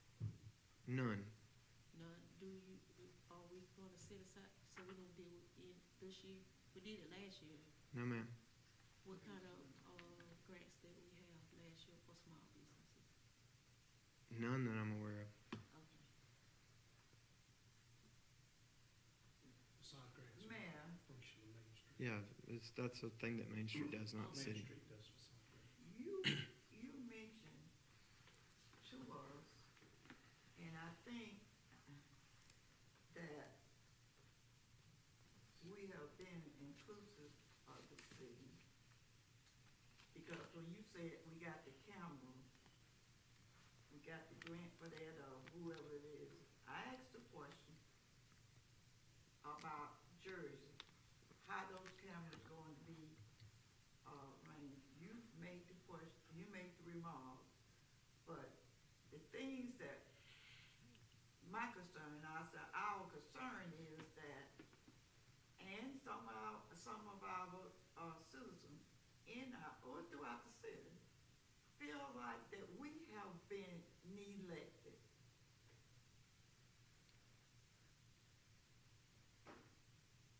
As far as improvement, and this is what people are saying, I'm telling you, Main Street, the city of Lawrence, I don't say Main Street itself, but the city of Lawrence and the square, your biggest concern. That would, And you know, I I'm sorry. get this at least every week. So what are you doing? And when I asked you about the cameras in Jersey and on Green Street, and I know how it is on Green Street, you answer that, but nothing have been done. But they've been put up elsewhere? Have they been put, I'm asking a question now, have they been put up elsewhere?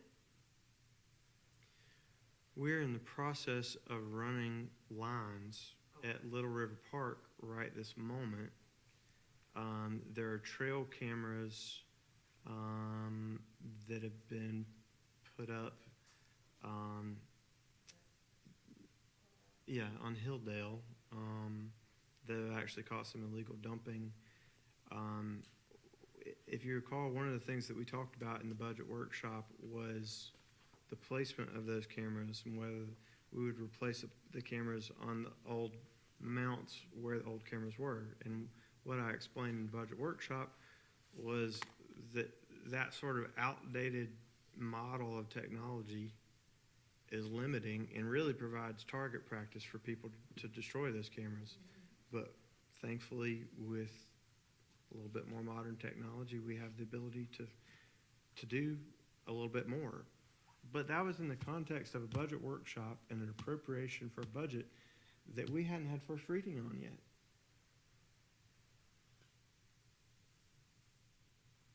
I'm happy to do it, but council's got to vote for it first.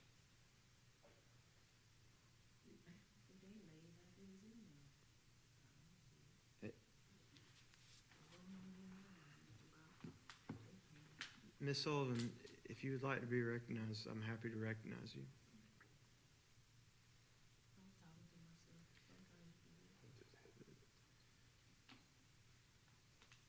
Mr. Mayor, I'd like to be recognized. Mr. Lauer. All right, so, I think I'm hearing a lot of things about, districts and we want this for our district, we want that for our district. I think we're losing sight of we represent all the city. I'm gonna sit here and tell you, there's not a city park in my district, not a one. I don't have, the city park's not in my district. The River Street Park's not in my district, Taylor Park's not in my district. None of the stuff's in my district. But I've sat on this council all these years and I've voted for improvements on every single one of them. And have been glad to raise my hand and spend that money in somebody else's district because I represent the city. And ready for this council to start looking at as we represent the city and try to work together. I really felt good. I went home, on the last 2 budget workshops, and I told my wife, she said, "How did it go?" And I said, "Amazingly well." I was excited. She's sitting right there, and she'll tell you that's the truth. I came back, especially after the last one, and I said, we had 6 people in a room really working together well. I really felt good. I felt like we had come forth with a good budget that met the needs of this city. It gave, the raises are in there, no tax increase. We've got some money to do some things. We came from the mayor's idea about putting forth a restricted fund. Thought that was a great idea, that we can actually have some money to talk about things as they come up. But I will say this, some of the things that are being asked for take time. Respect the mayor's statement about that. I'm gonna tell you right now, we put on and I say we, I was just a small portion of it, but the yard sale that was put on Saturday, y'all think that took 2 weeks or 3 weeks? It took 2 months. We started working on that in March. Did we not, Lisa? Started working on it in March. The idea came up in March. We started talking to the city, to chamber, we wanted to pull it off in April, but realized that things take time. And for something as simple as a yard sale, it took 2 months. Some of these things that we may want to attempt, and I'm not against them, they just take time. And to sit there and throw money at it and then decide, that's hope, and that's not a plan. Hope's never a plan. We need to plan, then work and say, okay, here's our plan, and let's fund it. Not let's fund it and come up with a plan. That's not the way it works. So Well- I'm looking forward to passing a good budget. I'm looking forward to hopefully passing the budget that came out of those 2 workshops that most of us worked very hard on.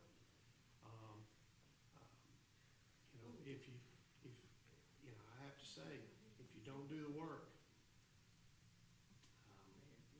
I really can't say much.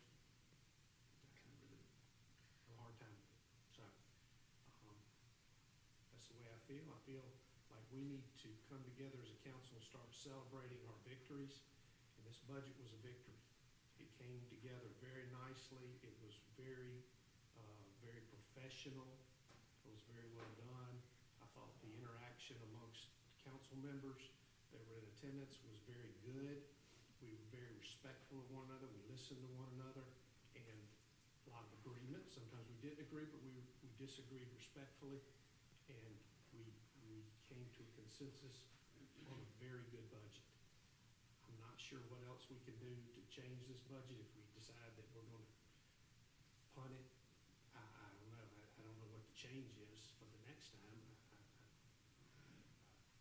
think it's a good budget, so I'm here to say I'm going to vote for it because we put in the work.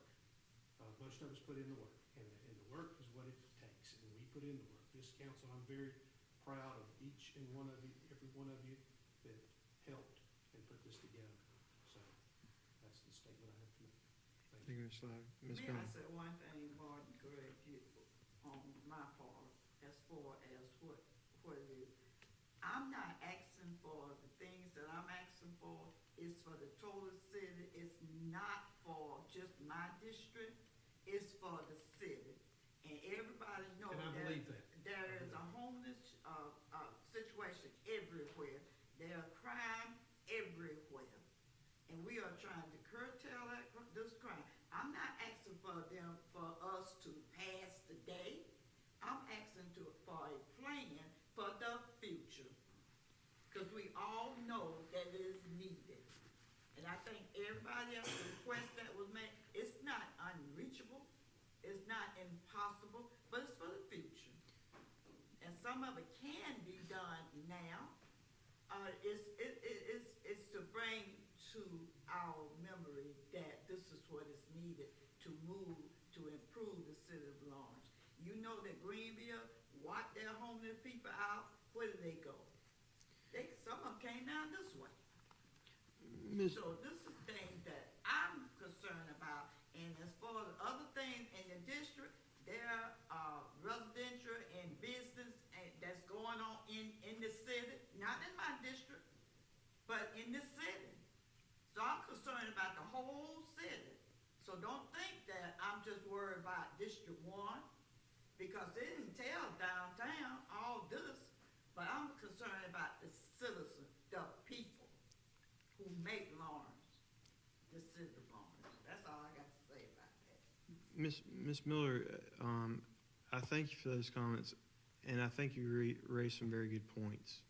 I suspect that some of what we may be dealing with here is not being on the same page, but maybe some misunderstanding and talking past each other. So let me try to clear up at least a couple things there. I want to go back to something that you said before Martin gave his remarks.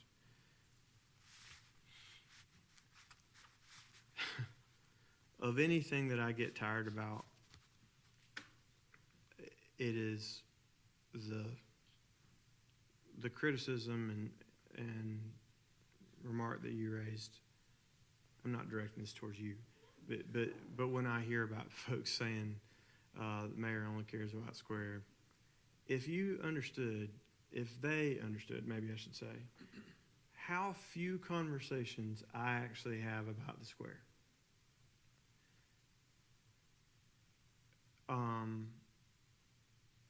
If they understood the efforts that I and we take as a city staff to move forward on finding a better solution for public housing than the one that we have at Lawrence Housing Authority, and working with our partners at Lawrence Housing Authority to come up with a more modernized solution.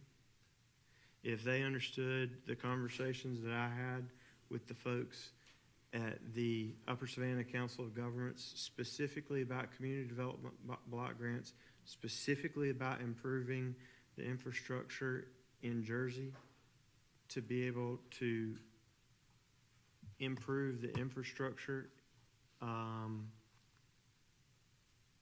in that neighborhood, not that has been allowed to run down, but that never existed. Those are the things that I spend my time on from a day-to-day basis. So if somebody's criticizing me or our administration about only caring about the Square, it's because they don't know what they're talking about. So I'm happy to set the record straight on that. But having said that, I'm glad that you clarified that what you're asking for is not funding immediately. Because if we're talking about an honest-to-goodness, real homeless shelter, we're talking probably in the neck of the woods of $10 to $15 million.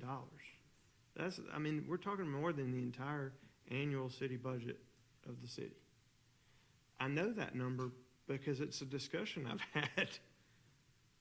And you and I have talked about how if we're really going to solve that issue, homelessness isn't just having a roof over your head, it's having access to mental health, to addiction counseling, to services like family parenting classes, things that DSS provides. Yes, access to security, all those things. If we just throw up a tin shed somewhere, that is not going to solve the problem, right? And I know you know that. One of the things that we talked about in our budget workshop was the line item for city development. And I believe, Ms. Campbell, you asked a question about what that was. If I'd been thinking about it at the moment, I would have connected those dots and said, I think taking the initial steps to move forward with those plans, and sometimes it takes enough of a plan to develop a plan to be able to request the money from a third source. That is done in this budget. We can do that in this budget without changing a single thing. If what you are asking for is a public commitment on my part in front of the camera and the Lord and everybody else in this room to pursue that conversation and do everything that we can to work with our community partners to make that happen, you have it. Because it is something that I have been working on and have cared about passionately for quite some time.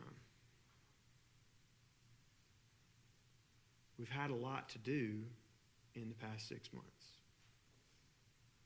It is easier to get those things done when we work together. There's just fewer rabbits to chase. But I want you to hear loud and clear from me. There's no pot of gold that we're sitting on that we're just refusing to spend in a particular area of the city. Nobody's hoarding it. There's not an extra $500,000 that we're just being greedy about. But it's that tension in doing the things that we have to do and pursuing these strategic priorities. But I share your priorities. Voting against this budget and further delaying it doesn't do a darn thing to advance those priorities. It only slows this process down. But I think, if I'm hearing y'all correctly, it seems like there's broad consensus about things that we can do to improve the community. And we understand that it is a process to get there. Let's work together. You said it was something about, cause I do think we use a large library as a cooling shelter. That's like something similar somebody can go to if it's too hot.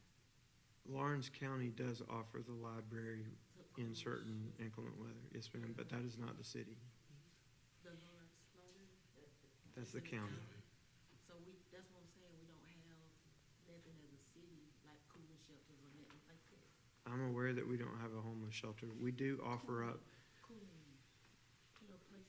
right, so we've offered the Ridge and we've offered the fire department as an option for heating and cooling. River Park before tearing it down, that would be like a cooling shelter place they can go if it's too hot, or if it's in wintertime and it get really, really cold, warm and sheltered.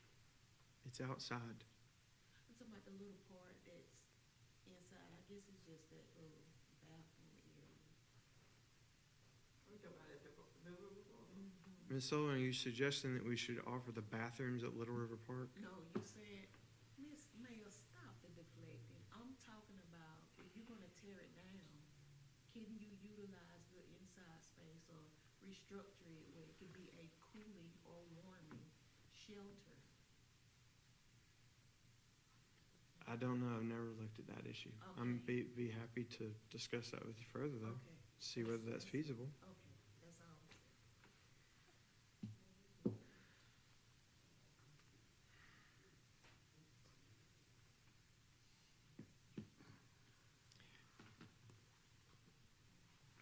Mayor, Mr. Bull. I haven't said a whole lot tonight. I've been trying to observe everything and trying to get it all here, but I know Ms. Miller and I, we've been on the council a long time, 4 years or so.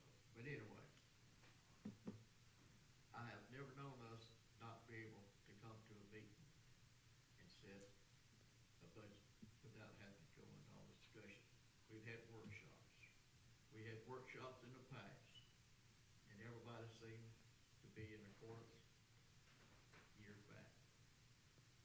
I've never gone through this kind of session we're having tonight and not having to. We had our last meeting, budget meeting. All, the ones that was there, we were all in one accord, we left that night, just, you know, we're all happy. Mhm. We're coming in here tonight, having another budget meeting, you might as well say. That's what it boils down to. We come in here tonight to vote on it, either pass it or whatever. And I have never known us in the past not to pass the budget before, you know, we're supposed to vote on it. And budgets can be amended through the year if we need to see the need to do it. We can go back and amend budgets. And I can't see no reason why tonight we can't pass this budget and then we can correct the things that we need to throughout the year if something needs to be adjusted. I mean, I'm for passing this budget and I think enough discussion's been said tonight. Thank you, Mr. Bolt. I appreciate that point. I'd also want to add, this is first reading. If there is some particular amendment that needs to be made between now and second reading, that can be done. Ms. Whitmire, I understand. I made a note that you had a concern about safety control. As soon as that was brought to my attention, we included it on the agenda. Beyond that, you're saying there's a lack of clarity. I don't know what the lack of clarity is about. But I'm happy to provide whatever answers I can.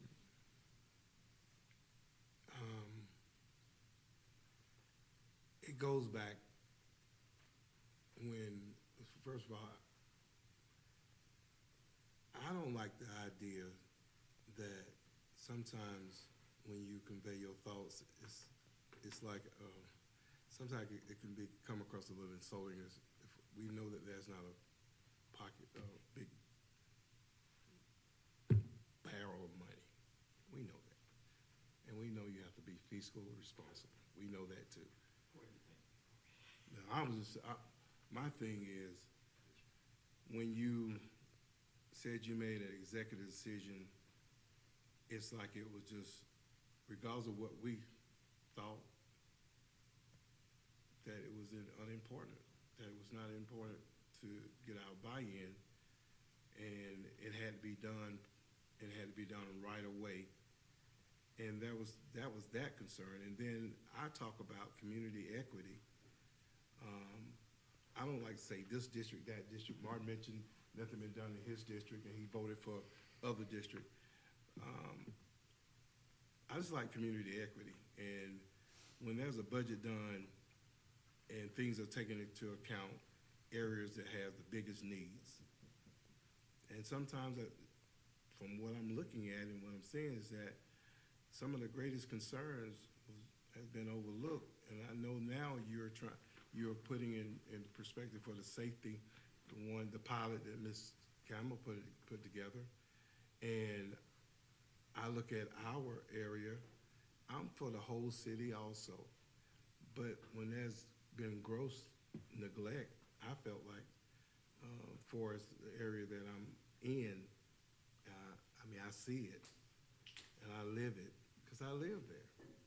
And I just wanted to make sure that we have good representation and it's included in the budget. And I hear what Martin said, and I hear what you say, sir, that we could make an amendment.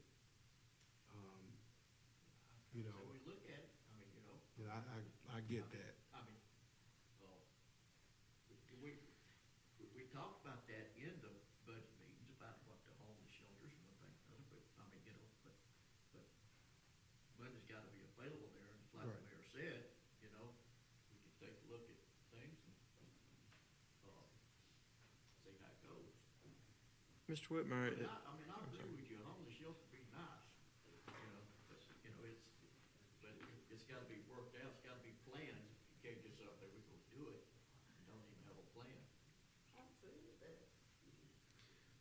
Mr. Whitmire, I hope my comments weren't taken in the wrong way. If they were, I apologize. I received a request from you for $250,000 I know. with with no itemization, no detailed itemization of what those, there was an itemization, but That not, was, so but- please correct it now, because that was itemization, but sort of an overarching, but not to the level of detail that would have explained that level of spending. That doesn't mean it's not worthy of discussion. And the element of it, like the marker, that there's clearly money in the budget for it, absolutely. Done deal. Glad to do it. But when I say that there's no magic pot of money that we're sitting on, that's what I meant by that.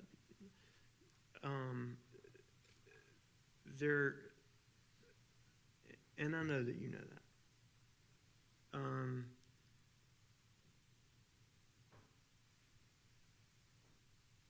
I could not disagree more that there has been neglect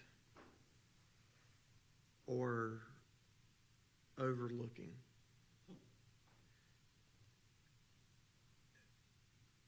To Martin's point, to Mr. Bolt's point, and I think Ms. Miller's point, there are these things take time. There are agencies that are outside my control. There are things that I would love to do with Lawrence Housing Authority, but they have their own board. There are things I would love to do with CPW, with infrastructure improvements, streetlights, all those sorts of things, but they have their own commission. If I had the authority that some folks think the mayor of the city of Lawrence had, there'd be a whole lot of stuff done. But I don't have a magic wand to be able to just make it happen. But that doesn't mean I don't believe that it needs to happen, and that doesn't mean that I'm not committed to working with members of council to work on it and go chase any honey hole full of money that we can possibly find to be able to fund it. But that means working together, not fighting each other. It doesn't mean not passing a budget that is needed to meet the essential demands of the city. That certainly doesn't send the right message to people who would be looking to invest in this city. That only makes people more nervous about the leadership of this city. But Ms. Miller, one of the things that I would pat you on the back about is, with all due respect to our neighbors up the road, Greenville did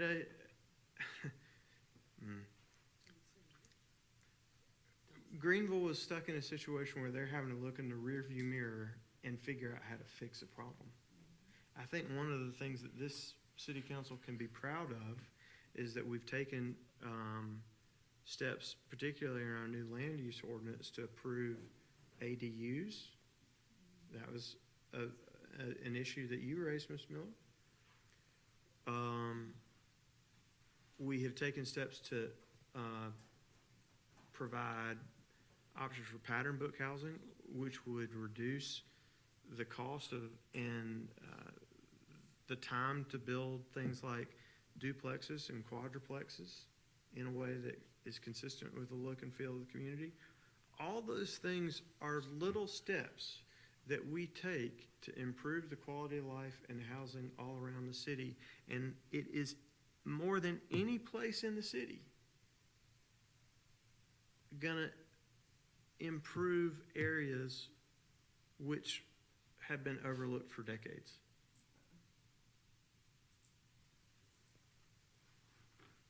They're specifically intended to help areas out like Jersey and Hunters Court and Washington Heights and Watts Mill.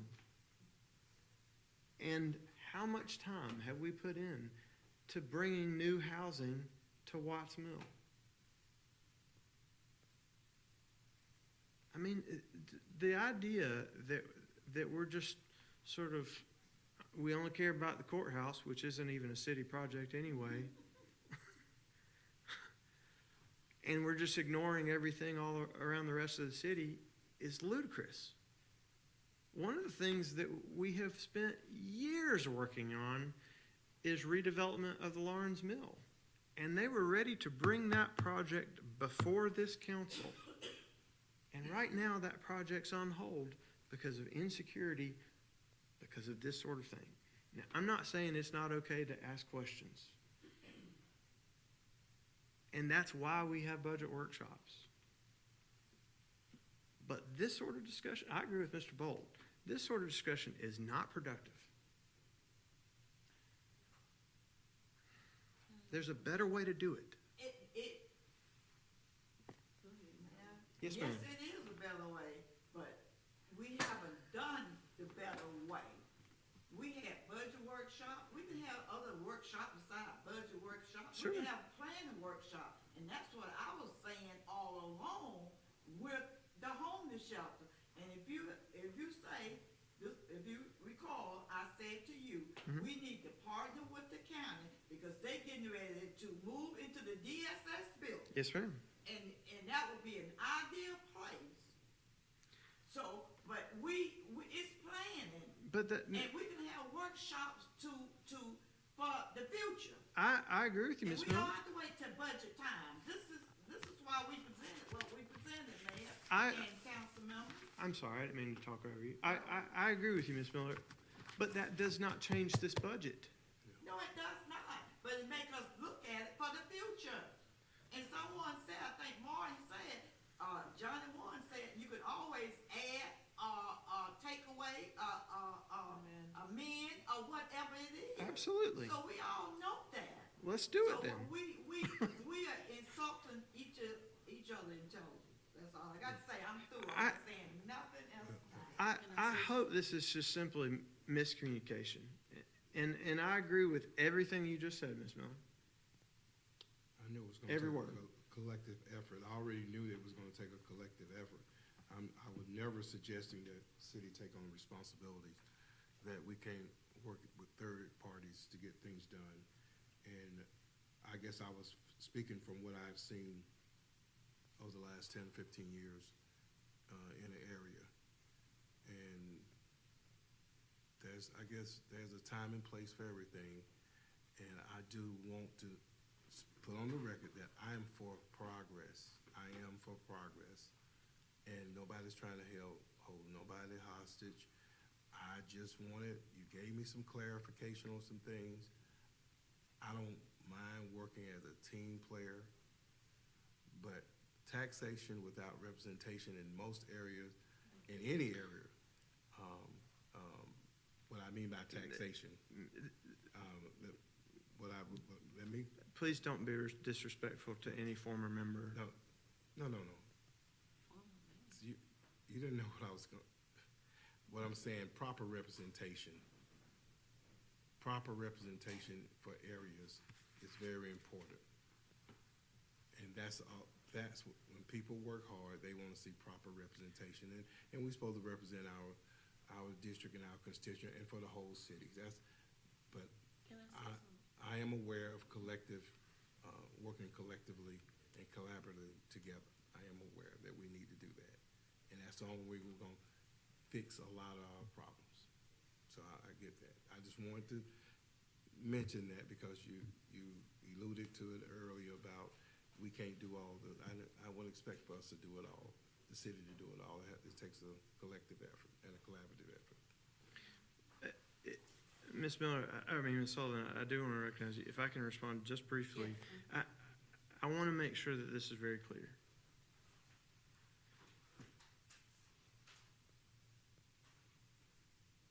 The budget is like squeezing a balloon. If you squeeze it here, it pops out there. If you squeeze it here, it pops out there, right? It's got to come from somewhere. There's only so much money to deal with, right? I know you know that, right? The reason I say that is when things are in the planning stage and we're having these discussions and we're talking about who are the stakeholders that we need to work with. If we're going to have a homeless shelter, is that a city-county partnership? Is it, or do we have state agencies involved? Is it nonprofit? How does it function? Who funds it? All this, where is it located? All those things.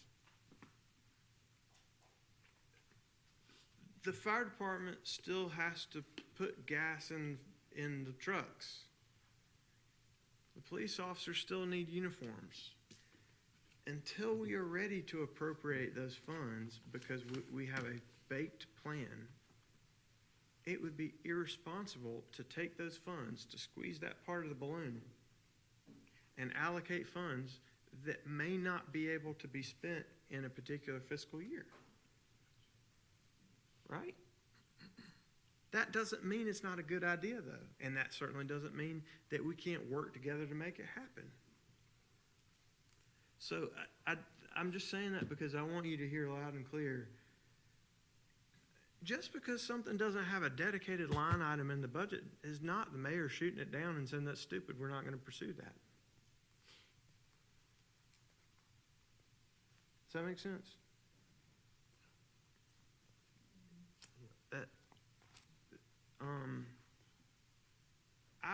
I will commit on the record to working with y'all to advance some of these projects because I care about them too. Because I've been working on some already over the course of the past 7 years with y'all. When we appoint members to the Lawrence Housing Authority Board, there was specific discussion about doing that with a mind towards doing something better. It's little pieces of the puzzle put in place over time. But I just want you to hear from me. I'm not shooting down stuff, and I tried to show to you in the budget workshop and in this budget that I was coming at the request that y'all made in good faith to do everything I could as quick as I could to make those things a reality. But I think you gotta give a little credit where credit is due and cut folks some slack to know that it's not all just pursuing these aspirational sort of projects. We've got to manage the meat and potatoes of managing the employees and the resources of the city staff every day. And that is hard work. Ms. Campbell, I'm not meaning to call you out, but you in particular deal with city staff all the time. How many hours have you spent with city staff organizing Juneteenth? And that is just one event.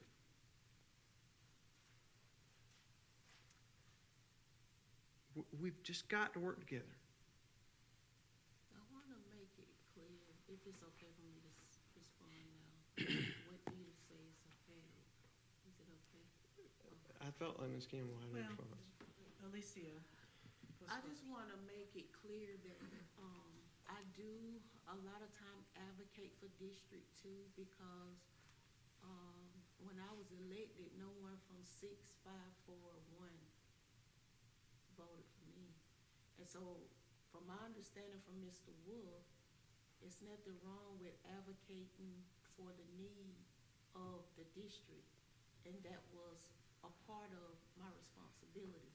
I want to put that in the air first and foremost. Secondly, I heard you make a statement that Mr. Whitmire made $250,000 request. If I see nothing wrong with that, if that district never received capital improvements as it relates to nuisance and needs and neglect, I've been here 8 years, or a little more. So 250 as it relates to giving 250 to Rudimere and it being in business for 6 months, I don't see anything wrong with it. And then the third thing I want to raise a question about this. Us discussing stuff in a council meeting, how is that how is that something wrong with it? I'm not hollering, no one's screaming. We're just going back and having dialogue about the budget. Why is it painted of it being an issue to ask questions? Had I asked questions when we did the appointment for planning and zoning, I would have known that those two were in relation. It's nothing wrong with asking questions. Point of order. I don't think we're talking about past appointments in this discussion. Ms. Schleier, you are correct. is I- the fact that it's being brought up again for the umpteenth time. Ms. Sullivan, I would ask that you restrict your comments to the matter at hand, which is the budget. Okay, I was just using it as an example, so I my underst- apologies. I understand. Councilman Lowry. But that, I was just trying to just. Got it. Just make a statement about it, how do you know? And so, I don't see anything wrong with, as well, with the, but there's nothing wrong with passing it, but Well, let's do that. how can I pass it if I don't know what the numbers are? And let me ask you this, because you're an attorney. If something go wrong, they rely on what's in the minutes and what we voted for, right? They use those documents, right? They can pull them for evidence or something like that. Don't make that face. Do you not understand what I'm saying? No, I don't. So what are the minutes used for? People relay back to the minutes, right? The minutes are the official record of what Right. happened in the city. Right. The reason why I was a bit confused, since you asked, is I don't know who they are, Oh, I'm and I sorry. don't know what you mean by if something goes wrong. Okay, so. But let me- there's nobody that's sort of like Okay. looking over our shoulder. Let me clarify that, and I apologize for using that type of language in the setting. Mhm. If, for instance, we had an incident some time ago where,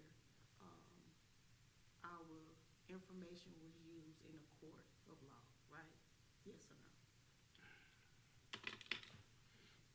No? Point of order, is this relevant to budget work? It budget is, I'm trying to discussion? make an example, I'm trying to get to an example. So, Point of the- order, this is wasting the council's time. Ms. Sullivan, I do think it would be helpful if you just restrict your comments to the discussion about the budget. So, the budget, back to the budget. I want to make sure that when I'm voting on something, that I know for sure accurate what is exactly in there. So, if I don't know, how can I vote or support something that I don't know about? With due respect, Ms. Sullivan, you can't be willfully ignorant, though. If you choose not to attend a budget workshop, but instead choose to go for a walk down West Main Street, What time was the budget workshop? then, well, every other member of council was aware of it. What time was it? If you're choosing not to, No, answer my question. if I may, if you choose not to avail yourself of the information that's provided for you, it's not because it's being kept from you. What time was the budget workshop? Excuse me. Yes, ma'am. Just very briefly, I think we've gone around the circles enough. The only thing that I would land on is that we have talked about having planning meetings Mhm. on a consistent base. And I think that if we could hear how you are working on some of the issues that we have citywide, and you in those meetings appoint us to specific tasks to help to move those along, I think that would be very helpful. So if we can, go ahead and start planning those planning meetings so that we're hearing and seeing how those things are being worked on. Sure. I think we could all breathe a little bit better and be able to look in our constituents' faces and say, we're working on it. The mayor's working on it. He cares about that. Yeah, I have absolutely no problem with Okay. that. And beyond that, I'm done. I'm done. And I know y'all are done. Well, you got it. Happy to do that. Well, and I hope so. I hope we hear from, and I know you guys are busy. I know that there are tons of things going on, and I appreciate the level of professionalism and expertise that has come out of the city office. And at the same time, let's get those planning meetings on the schedule so that we can move forward. I'm glad to do that.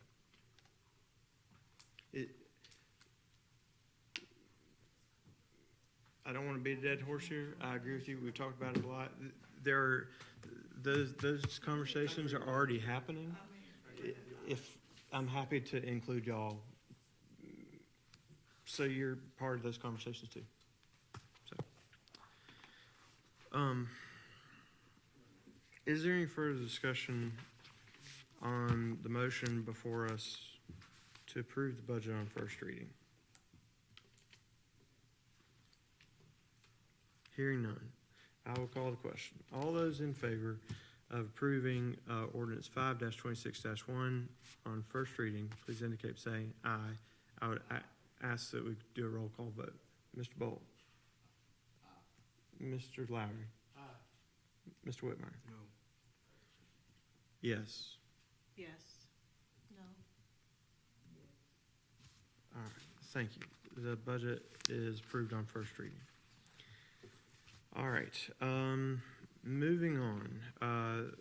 The second item of new business for us is a discussion regarding a renaming request honoring historic community leaders within the Backstreet District.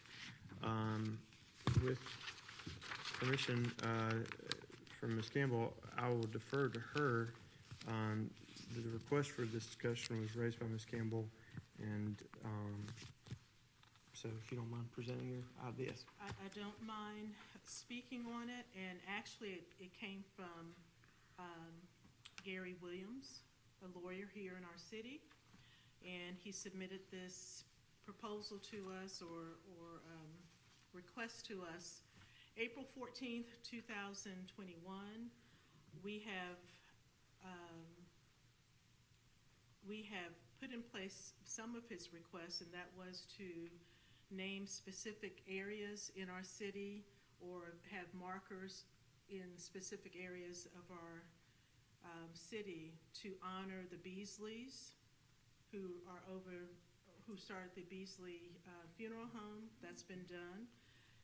The other request that he had in mind was Dr. Ralph Pusley and Judith and Earl Franklin Memorial, Earl and Judith Franklin.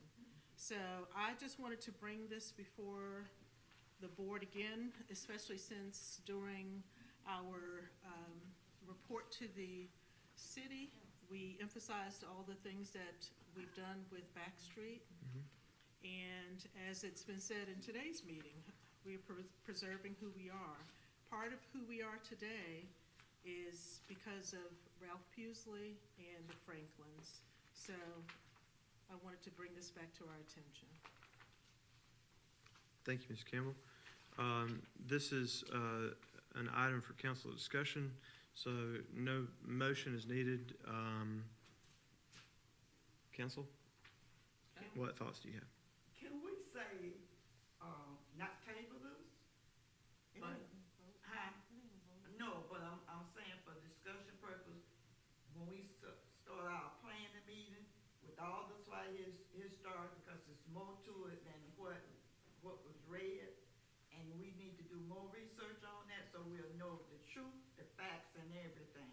So I would like to have this first thing on our agenda for planning. I want to make a statement. First, let me turn this on. First, I want to begin with my statement with an apology for not being more vigilant regarding the location selected for the sanitation department. While I voted. Ms. Sullivan, Wait a with due respect, that has nothing to do with the matter on the agenda. Historical, it is. Please, if let you me would finish. please restrict your comments to the matters that were raised. As it relates to the historical district, while I voted in support of the location with the new facility, I did not fully recognize or pay enough attention. Ms. Sullivan, I told you to please restrict your comments to the matters raised by the proposal brought forward by Ms. Campbell, Right, which strictly is limited to the naming of streets. it's a historical, this is about. It's not about all things historical. It's about a specific renaming of streets for the Franklins and Pusleys. Do you have any comments related to that? Okay, so yeah, is it related to the church? No, ma'am. Historical. No, Streets. renaming streets, Streets. or placing markers on streets to commemorate Ralph Pusley and Judith and Earl Franklin. Okay, council, we're having a discussion, and Robert Rules of Order, we're able to discuss. Ms. We're not Sullivan, restricted on what you can talk about if it's all historic. Ms. Sullivan, it is the chair's prerogative to rule on points of order that is specifically laid out in our ordinance. I have asked you to restrict your comments.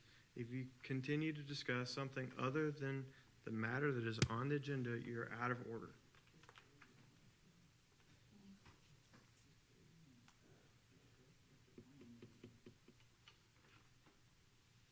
Okay, well, we'll, discuss it at the planning meeting.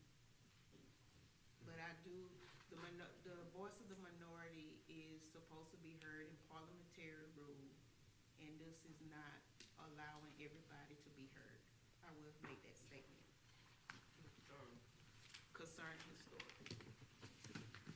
Move, strike that from the record. And I second that we don't strike it from the record. Not relevant. No motion has been made. It is. There's no action being taken. It should not be included in the minutes one way or the other. Mr. Whitmire, do you have any comments? Mayor, may I say something? Yes, Ms. Miller.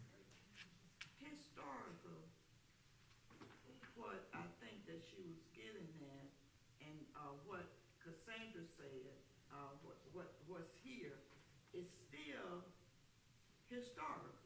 It's all in District One. I understand. So it is historical, but it's not like, but again, what I'm saying that maybe we should just not table this, but, discuss this at our plan meeting and bring it back with more details after we do research. Ms. Miller, I agree with you. And I understand, I wasn't ruling Ms. Sullivan out of order, given the fact that what she was talking about related to something historical. It wasn't related to the historical item that's on this agenda. For instance, if she wanted to talk about the Octagon House is historical, but it has nothing to do with the Pusleys or the Franklins. That's all. So, subject is refused and the Franklin. Yes, Also ma'am. necessary. Okay, that's Yes, ma'am. So we can only talk about the Pusleys Pusleys and and Yes, ma'am. Franklins. That is the item on the agenda. Yes, ma'am. It's not the isolated, item, but I'll take that. Yeah, just take it as it is. Certainly. All righty. Is there any further discussion of this matter? No. Ms. Campbell, I think your proposal deserves a full discussion in whether it is brought forward in another council meeting or whether it would be best to address it in a workshop planning meeting. One way or the other, I'm happy to bring it forward. Okay. Thank you. Alrighty, that takes us to the next item, which is discussion regarding neighborhood traffic calming and child safety initiatives. That's also a request brought by Ms. Campbell, and so again, I will defer to you. Okay. A citizen contacted me with regards to this issue. He resides on Marion Street, close to Sumter Street. He describes himself as a frustrated dad. He has contacted DOT, the Lawrence Police Department, with regard to this concern. Per this gentleman, he said DOT's reaction is that they said that they only concentrate on the main roads and bridges in our city. Lawrence Police Department promised more patrol car presence more frequently. There are at least 8 kids on his street, 2 with special needs. According to this gentleman, cars are flying through the neighborhood at approximately 60 to 80 miles per hour. He has had a gun pulled on him as he has confronted a person speeding while he was simply asking the person to slow down and consider the area's kids' safety. That person was pursued, thankfully, and arrested. But the person who brought this before me still believes that there's more to be done. He says that people routinely continue to blow through the area, and this is happening while neighborhood kids are routinely riding their bikes in the same area. He dreadfully believes that someone, especially one of the kids, could die due to this egregious behavior. He doesn't want to see this happen before the city hears and acts to put effective solutions in place. His passion and fury led him to begin petitioning for speed bumps on Marion Street extension. As of April 21st, 2026, he has collected 30 signatures, and I have them here. He has 3 to 4 other members, or he had 3 to 4 other members to meet with me and the mayor before our last meeting, which was also April 21st.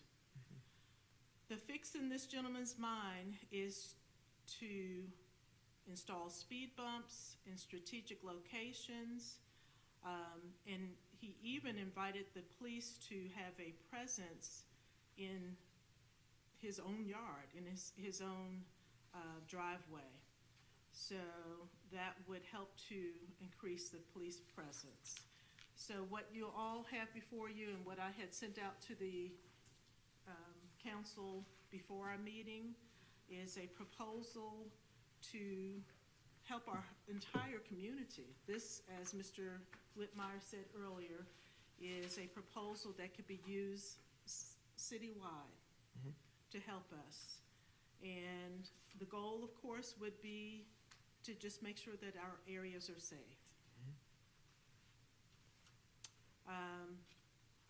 So we could reduce vehicle speeds in residential areas, especially near high child density neighborhoods, increase driver awareness of children and pedestrians, implement cost-effective, sustainable solutions that don't overburden city staff, strengthen community trust and involvement.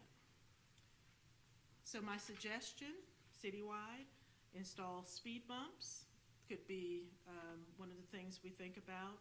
Deploy radar feedback signs. Would it decrease property if you put speed bumps in? I don't know. We need to look, we need to find it out. I'm not finished. Hold on for a second. Enhance crosswalk and visibility, implement targeted enforcement, launch a Slow Down Lawrence Kids Live Here campaign, consider automatic speed cameras where legally permitted. You'll see in your packet that there is a cost comparison matrix. I see it here, that we got The last 3, of course, would be least budget sucking, for lack of a better word, right now. And that would be to increase police enforcement. Take him up on his offer. Plant yourself in his driveway, as he's invited us to do. Implement the speed cameras. We've talked about putting cameras in our city. These are places where we could consider putting them, especially in the school zone areas. And then absolutely the public awareness campaign. That would even be a fun thing to do citywide. So we can, again, discuss this in one of our planning meetings, maybe go through the packet more thoroughly. I know that we're probably all exhausted. But I think, given the,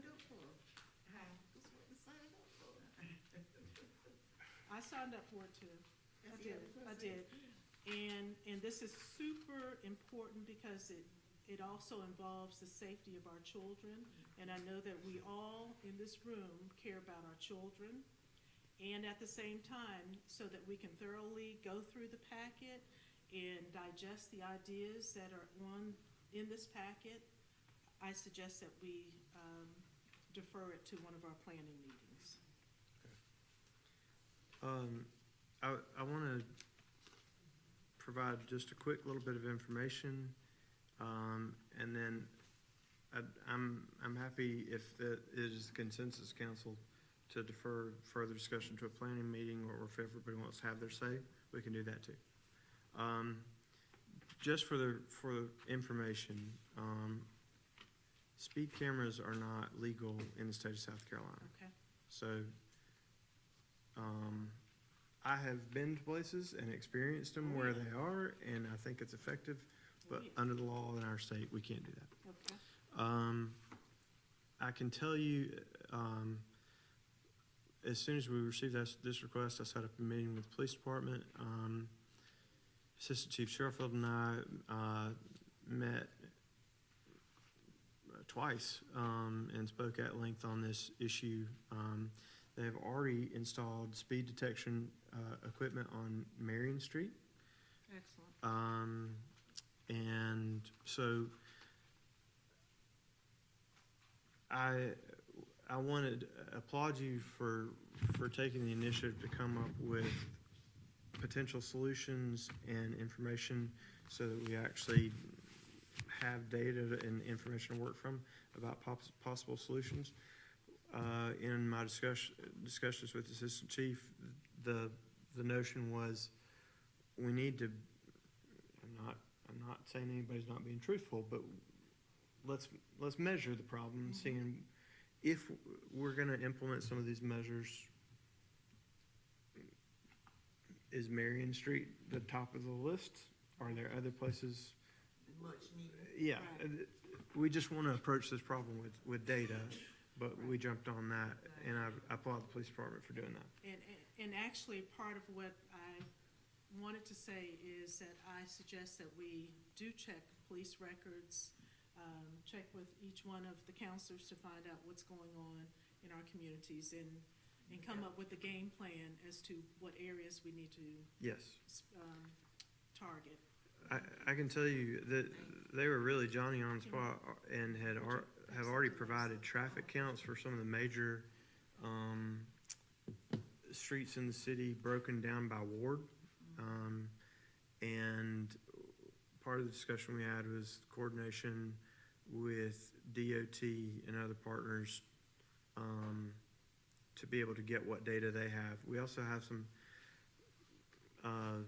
pretty cool technology that allows, I don't know whether you know this, whether the public knows it, but every car that has been made in the past 15 years or so comes with tracking equipment.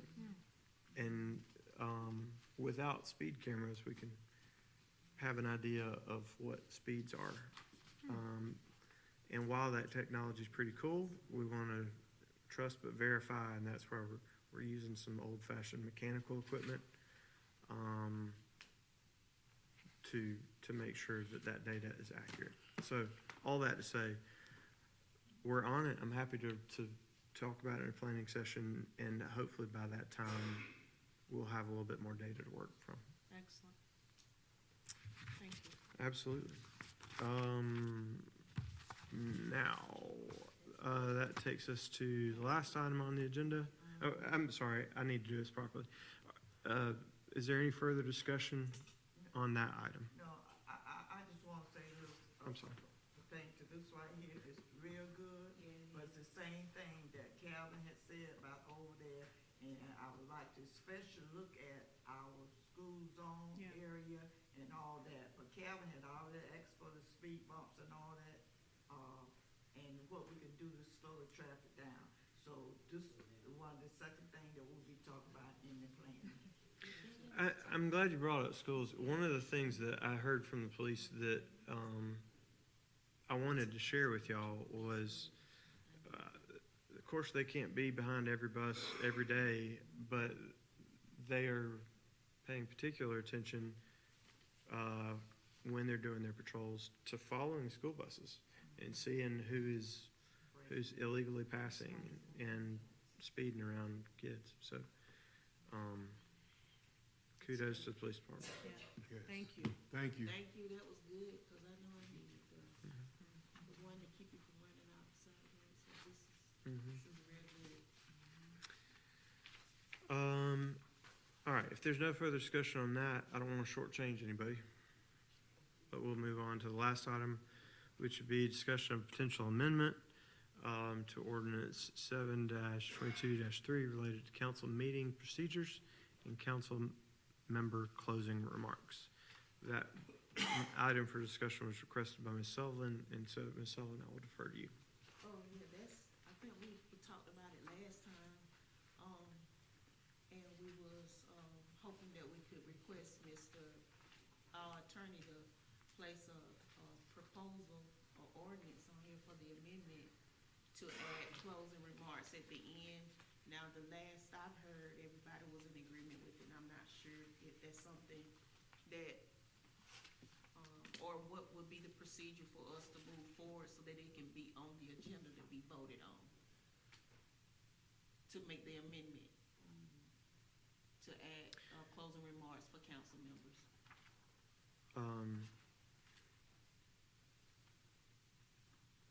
Ms. Sullivan, I mean this respectfully, I'm not in agreement with it, at least in part.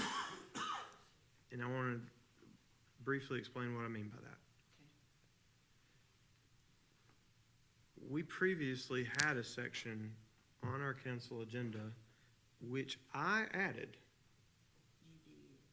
for council remarks. Mhm. That led to some very lengthy council meetings. And when the ordinance that you were referencing was passed, that was specifically eliminated I know. because of the discussion of council. That's what I don't understand. Let me finish, if I may. Now, with that said, I understand that there are community meetings that happen and things that are going on in each individual ward, and being able to share that with the community is a good thing. Of course, if there's something that you want to discuss, as evidenced by tonight's agenda, we received requests for discussion. Items for discussion were included on the agenda. I intend to continue doing that. That's good trouble. No, it is state law that the mayor sets the agenda. Yeah, I know. That is, I'm just, it's just what the law requires. yeah. But where there's a request made, I'm happy to be accommodating of that. But, and of course, if there's a particular community event, like, just pick one out of the air, Juneteenth, that is raised, I'm always happy to include that stuff in my mayor's remarks. But there may be something that's going on in your wards that you would like to discuss. I have absolutely no objection to amending that ordinance or asking the city attorney prepare an ordinance to amend that ordinance, which would allow for that sort of public information to be shared if there are appropriate guardrails in place. But what is mentioned here is member closing remarks. That means, to me, and maybe some information clarification would be helpful, that there has been business of council, there has been a motion, a second, debate on that matter, a vote has been taken, and the matter is resolved. But then, at the end of the meeting, it would give 7 members of council the ability to have a second bite at the apple and get feelings off their chest about how they think that the thing that we already voted on went. And given the rules of procedure, that would be improper because debate should only happen prior to the time the vote is taken. Once the action of council has occurred and a vote has been taken, there should be no further debate or discussion of the matter. So I believe if that is what is contemplated, that would violate the rules of procedure and it would just be a really bad practice. But if we were talking about public information, cool. Mr. Mayor, could I also point out that we could run afoul of FOIA if we're not putting things on the go into discussing things, having any kind of discussion about particular items at the end that are not listed on the agenda, I believe that there's a chance that would be something legal that we'd have to get an opinion on. I believe you could run afoul for you. I hadn't thought about that. That's an interesting point. But I think that, I can't speak for Alicia, but, it's closing remarks a concern from the district. Maybe somewhere, it may not be at the end, but like you say, it could be placed on the agenda for if there's some situation in one's district to be placed on the agenda. And, but I don't think it's for discussion, I think it's just remarks and update. May I ask a question? This is our second time discussing this, so you saying we have to go around Egypt before we can vote on something? Or have a proposal on the agenda, we can't even vote on it? Is that what you're saying? Is that what you asking? I'm asking because the last time we talked, we already had this discussion. So this time at this meeting, it's supposed to be in the first, like, a proposal or ordinance, first reading. It's supposed to be beyond it. Because Ms. Campbell asked Ms. the Sullivan, question, what I'm would be sorry. the next step? But it's a deflection tactic. Do what you want. I'm just here. Yeah, it is. I have no further discussion. I just wanted to be voted on. If it's not gonna be voted on, we need to talk about it. Ms. Sullivan, we discussed at the last meeting, and I pointed out to you then that we can't vote on a hypothetical ordinance. And you can, I already gave you the verbiage. No, ma'am.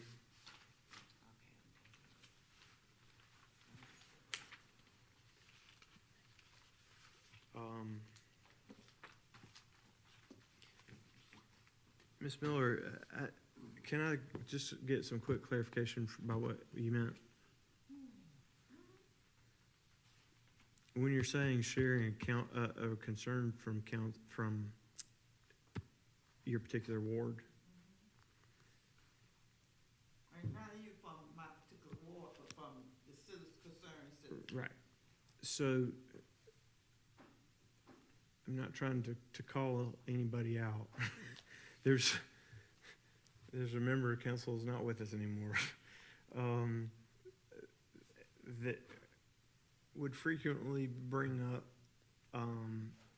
things like code enforcement issues and things like that, that are matters that would have to be cited and adjudicated that would not be proper for discussion by city council. That is one sort of concern from a ward. Another type of concern from a ward would be something like,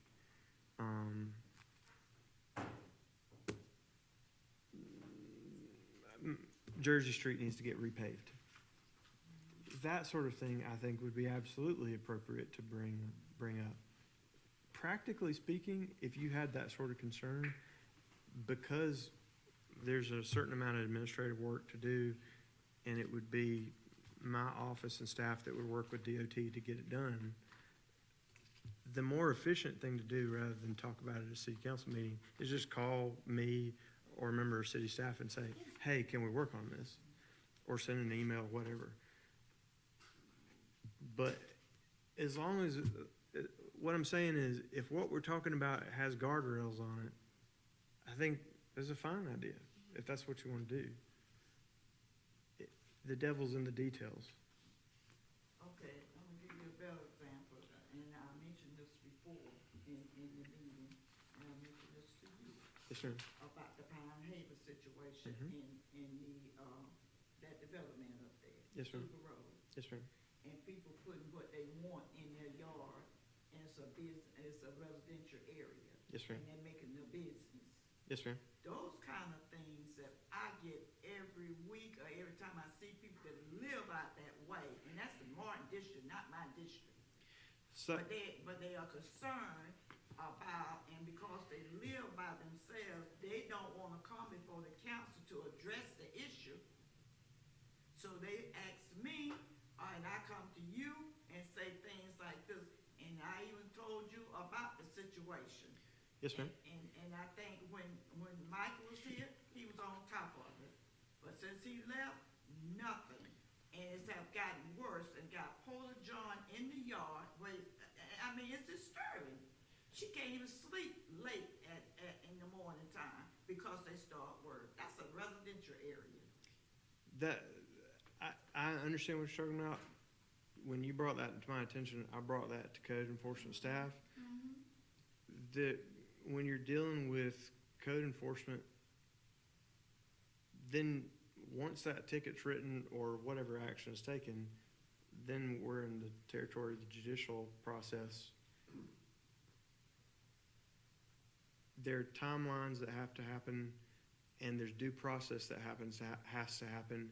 And if a person is facing trial, the judge sitting right there and they're sitting at the defense table, it creates a problem if the judicial branch appears to have input from the legislative branch, because we're debating at a city council meeting how the outcome of this case should come out. But I'm, an update is needed. That's what I was saying about planning. You know, an update. They don't know what's going on. I don't know what's going on. And maybe it's not for me to know, but it's still disturbing. So what I should say is it's in the works. I would suggest, I'm sort of putting staff on the spot here by saying this, but I would suggest if you have those kind of concerns, the best approach, rather than our amending the ordinance and upending the whole way we do our meetings, is to talk to city staff and say, hey, I've got this concern. Do you have an update you can share with me? And I feel like I can commit from any member of city staff. They generally like to keep members of city council happy. Well, it's not necessarily the general staff, it's the code enforcement. That's the department that it is. So that's the person. Who is the code enforcement person? Stephen Donald. Oh, Stephen what? Donald. Don. Mhm. I And would have to like to have a list of department. And if, I'd be glad to provide that to you. And if you look in your update that Ms. Canada provided to you, we actually discuss, there's been quite a number of code violation cases that have been resolved here recently. So they're hard at work. But that doesn't mean I consider this a team sport. We're happy to have input because we can't have eyes on every part of the city all the time. That's y'all's role in being representatives of your constituents. So we're happy to hear from you and share whatever we can legally.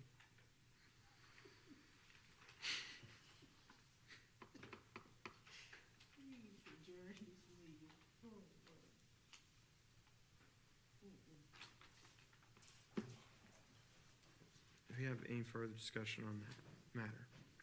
No, sir. No motions. Okay. With that, that brings us to the end of the agenda. There being no further business to council, and if there is no objection, we are adjourned. Thank you.